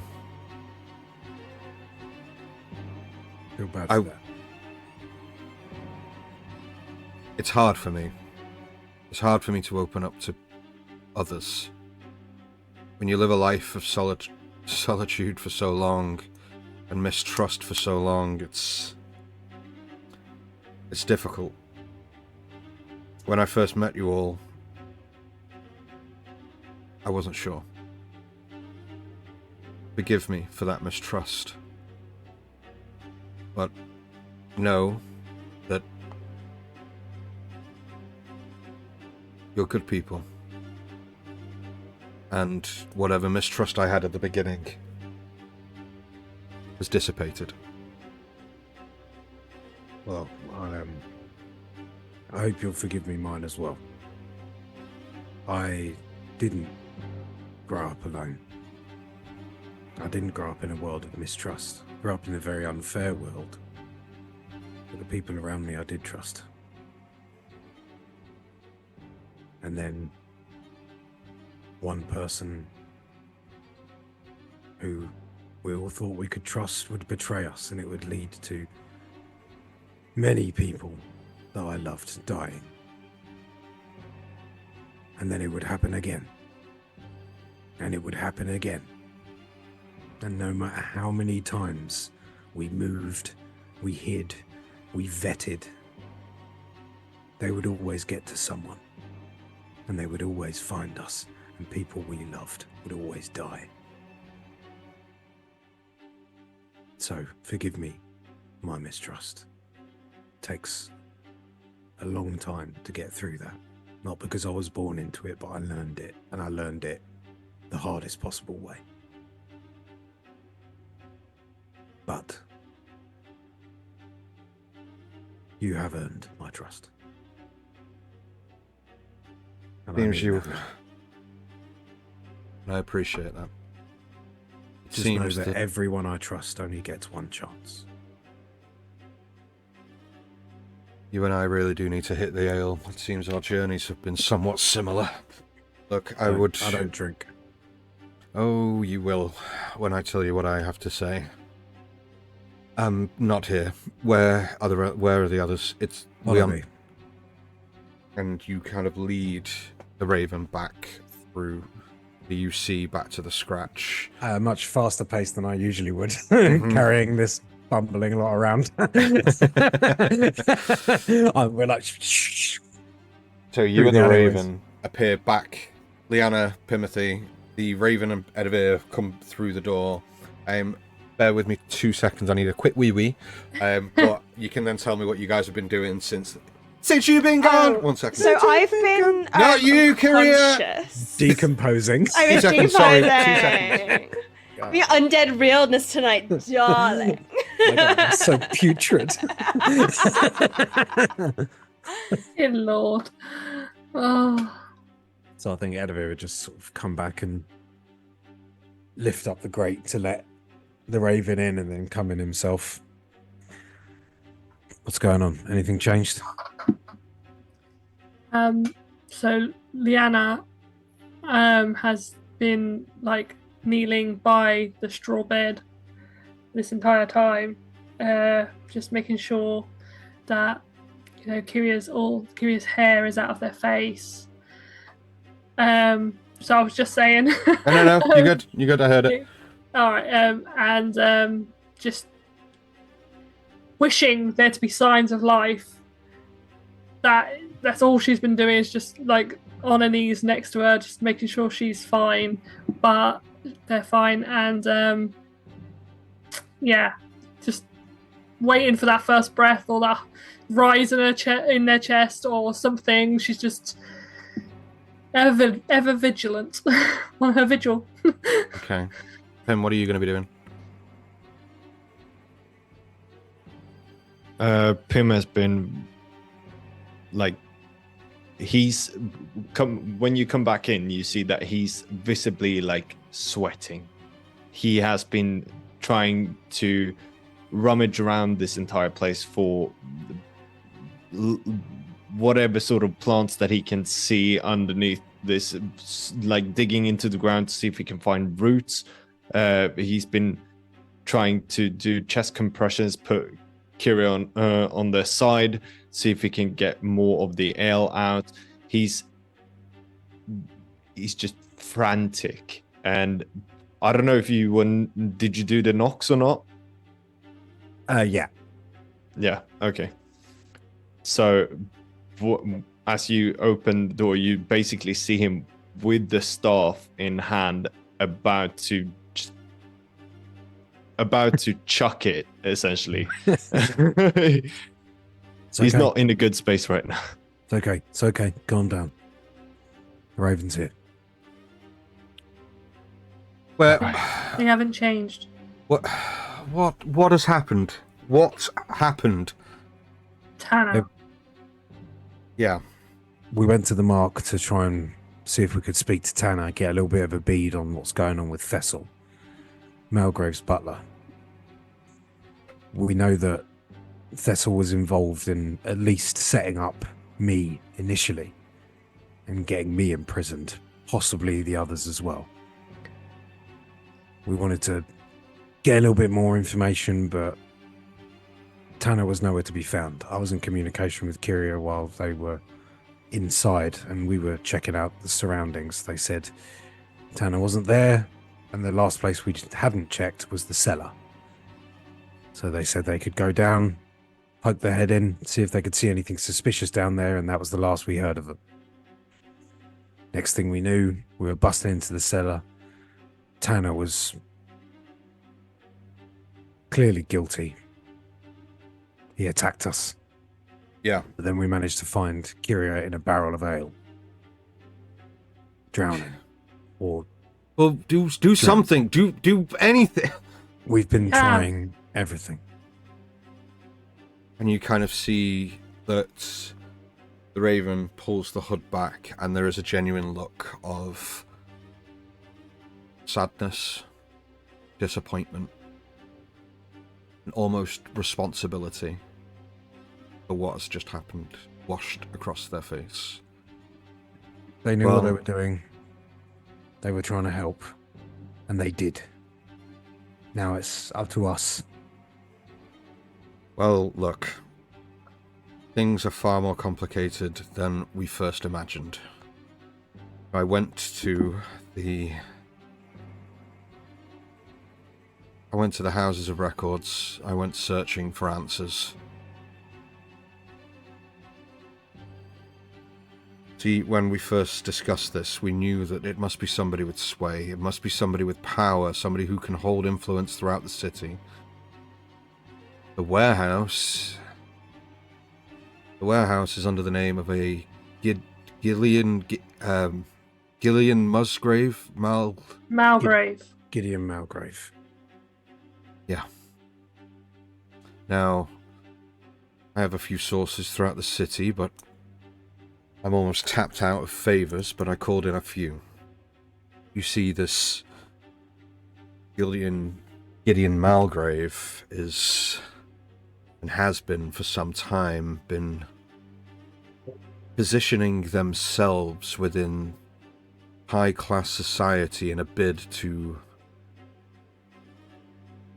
well, their ambition reaches to the very top. Word has it that they wish for a seat on the council. The seat. They wish for power. They wish for sway over this great nation. It was them who put us to this task in the first place. They wanted they wanted to figure out who's responsible for Flux so that they could take the glory and get a seat on the council. Yes. But where there isn't a problem to solve, there is no reward for solving. So they've created the problem. Unfortunately, you are expendable pawns within his game. You see, wanted criminals that were bust out of prison. Easy to place this all on your heads. You're the masterminds behind this.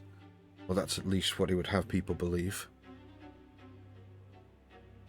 But this goes far deeper than just this city. You see, there was something that I couldn't quite put my finger on. See, Gideon can solve Flux. He could solve this problem today. Places the blame on your shoulders, but that doesn't buy him the seat. It doesn't win him the favours and sway the power in his favour at all. For that, he would need alliances. Powerful alliances. Ones that stretch beyond the borders of Windmere. Celestia. Yeah. See, the Dread Sultan's eye has ever been fixed on two places. Here and Evercrest. See, the Dread Sultan's dominion knows no limit. There is nothing that they won't do. Illyria, for God's sakes, a once peaceful nation, my home, decimated at the hand of that evil bastard. And now, you devious bastard. Sorry, I saw your devious bastard.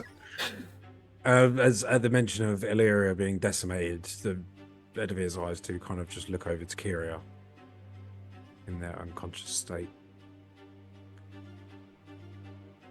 Well, fortunately for us, Malgrave has made one very crucial mistake. Yeah. He thought we were pawns in his game. He's in ours. It's time to start playing. Play we shall. Whatever happens now, I'm with you. All of you. We'll see this to its end. One way or another. You see, for years now I've acted from the shadows. I've been a sole voice We are many. They are the few. But we are the downtrodden. We are the lowerlings in life. We, the unseen servants. Kiria, Yeah. you find yourself in a once familiar place. A vast forest that was once green, vibrant and lush with life, is now in a state of decay. Not a green speck of flower, leaf, or plant anywhere. A barren, desolate forest. You know this place. You've been here before. This is your home, Kiria. But not as you know it. Not as you knew it. You hear a voice from behind you. Finally. You have fucking returned to where you're supposed to be. You turn on your heels to see a blackened, cloaked figure 30 feet from you, marching in your direction. You're not allowed to leave. No one allowed you to leave! How? How did you do it? Fucking remnant! Remnant of a time! Gone! You will stay where you're fucking stood! And a cold, putrid hand reaches from the cloak, grabbing your throat and squeezing the very life from your bones. You feel your legs lift from the ground. Fucking stay! The rest of you see Kiria's form go completely incorporeal. Kiria, please describe what happens next. You see as Kiria's body loses all transparent, like just is completely transparent, loses all opacity. They begin to levitate from where they are laid. And you see that their spine begins to bend, so that it's like their weight of their head is like heavier than their body as their spine bends down. And with their head almost upside down, their eyes flash open, this bright white light, and you just hear trigger warning. You said that first. Jesus. And with that, we're going to bring tonight's session to a close. You son of a bitch! Oh, I hope Jesus so that Christ. doesn't alert any Yeah. authorities. Jesus. That is where we're going to end tonight's session. Holy hell. Yeah. R.I.P. headphones. Yeah, so sorry. We need to put a headphone warning No, on no, this no. episode. I'm glad that my headphones got blasted from that. I needed that. Holy crap, dude. Thank you, everyone at home. Before we do tap out for the evening, I have a very special little announcement. You guys have now leveled up to level 4. Peaks and troughs, guys. Peaks and troughs. Yeah, holy crap, dude. Oh, I'm shaking. I haven't actually screamed in a long time, so that hurt. Sounded like you needed that. Yeah, I want to thank everyone at home. Apologies for some of the graphic images that have been discussed in tonight's episode. If you do want therapy this channel's not for you. Yeah. We Go, can put- check out Dr. K at Healthy Yeah. Gamer GG. He'll sort you out. He'll sort you out. Thank you, everybody, for tuning in tonight. We are going to be back next Tuesday for episode 21 of Aerilon, A Destined Journey. Please stick around. We are going to raid Natural 6 again. If you haven't checked out their campaign, please do. It is, beside ours, arguably one of the best campaigns I've actually had the pleasure of watching. I'm right up to date on the VODs. It is an incredible campaign. We're going to go and raid them now. It's a live play campaign. They're in the thick of it, but thank you so much. And before we do tap out tonight, just remember that you have a choice, and that's all it is. Just choose and move. Take care, everyone. Good night. Bye. Ta-ta. Bye. Good night. Bye now.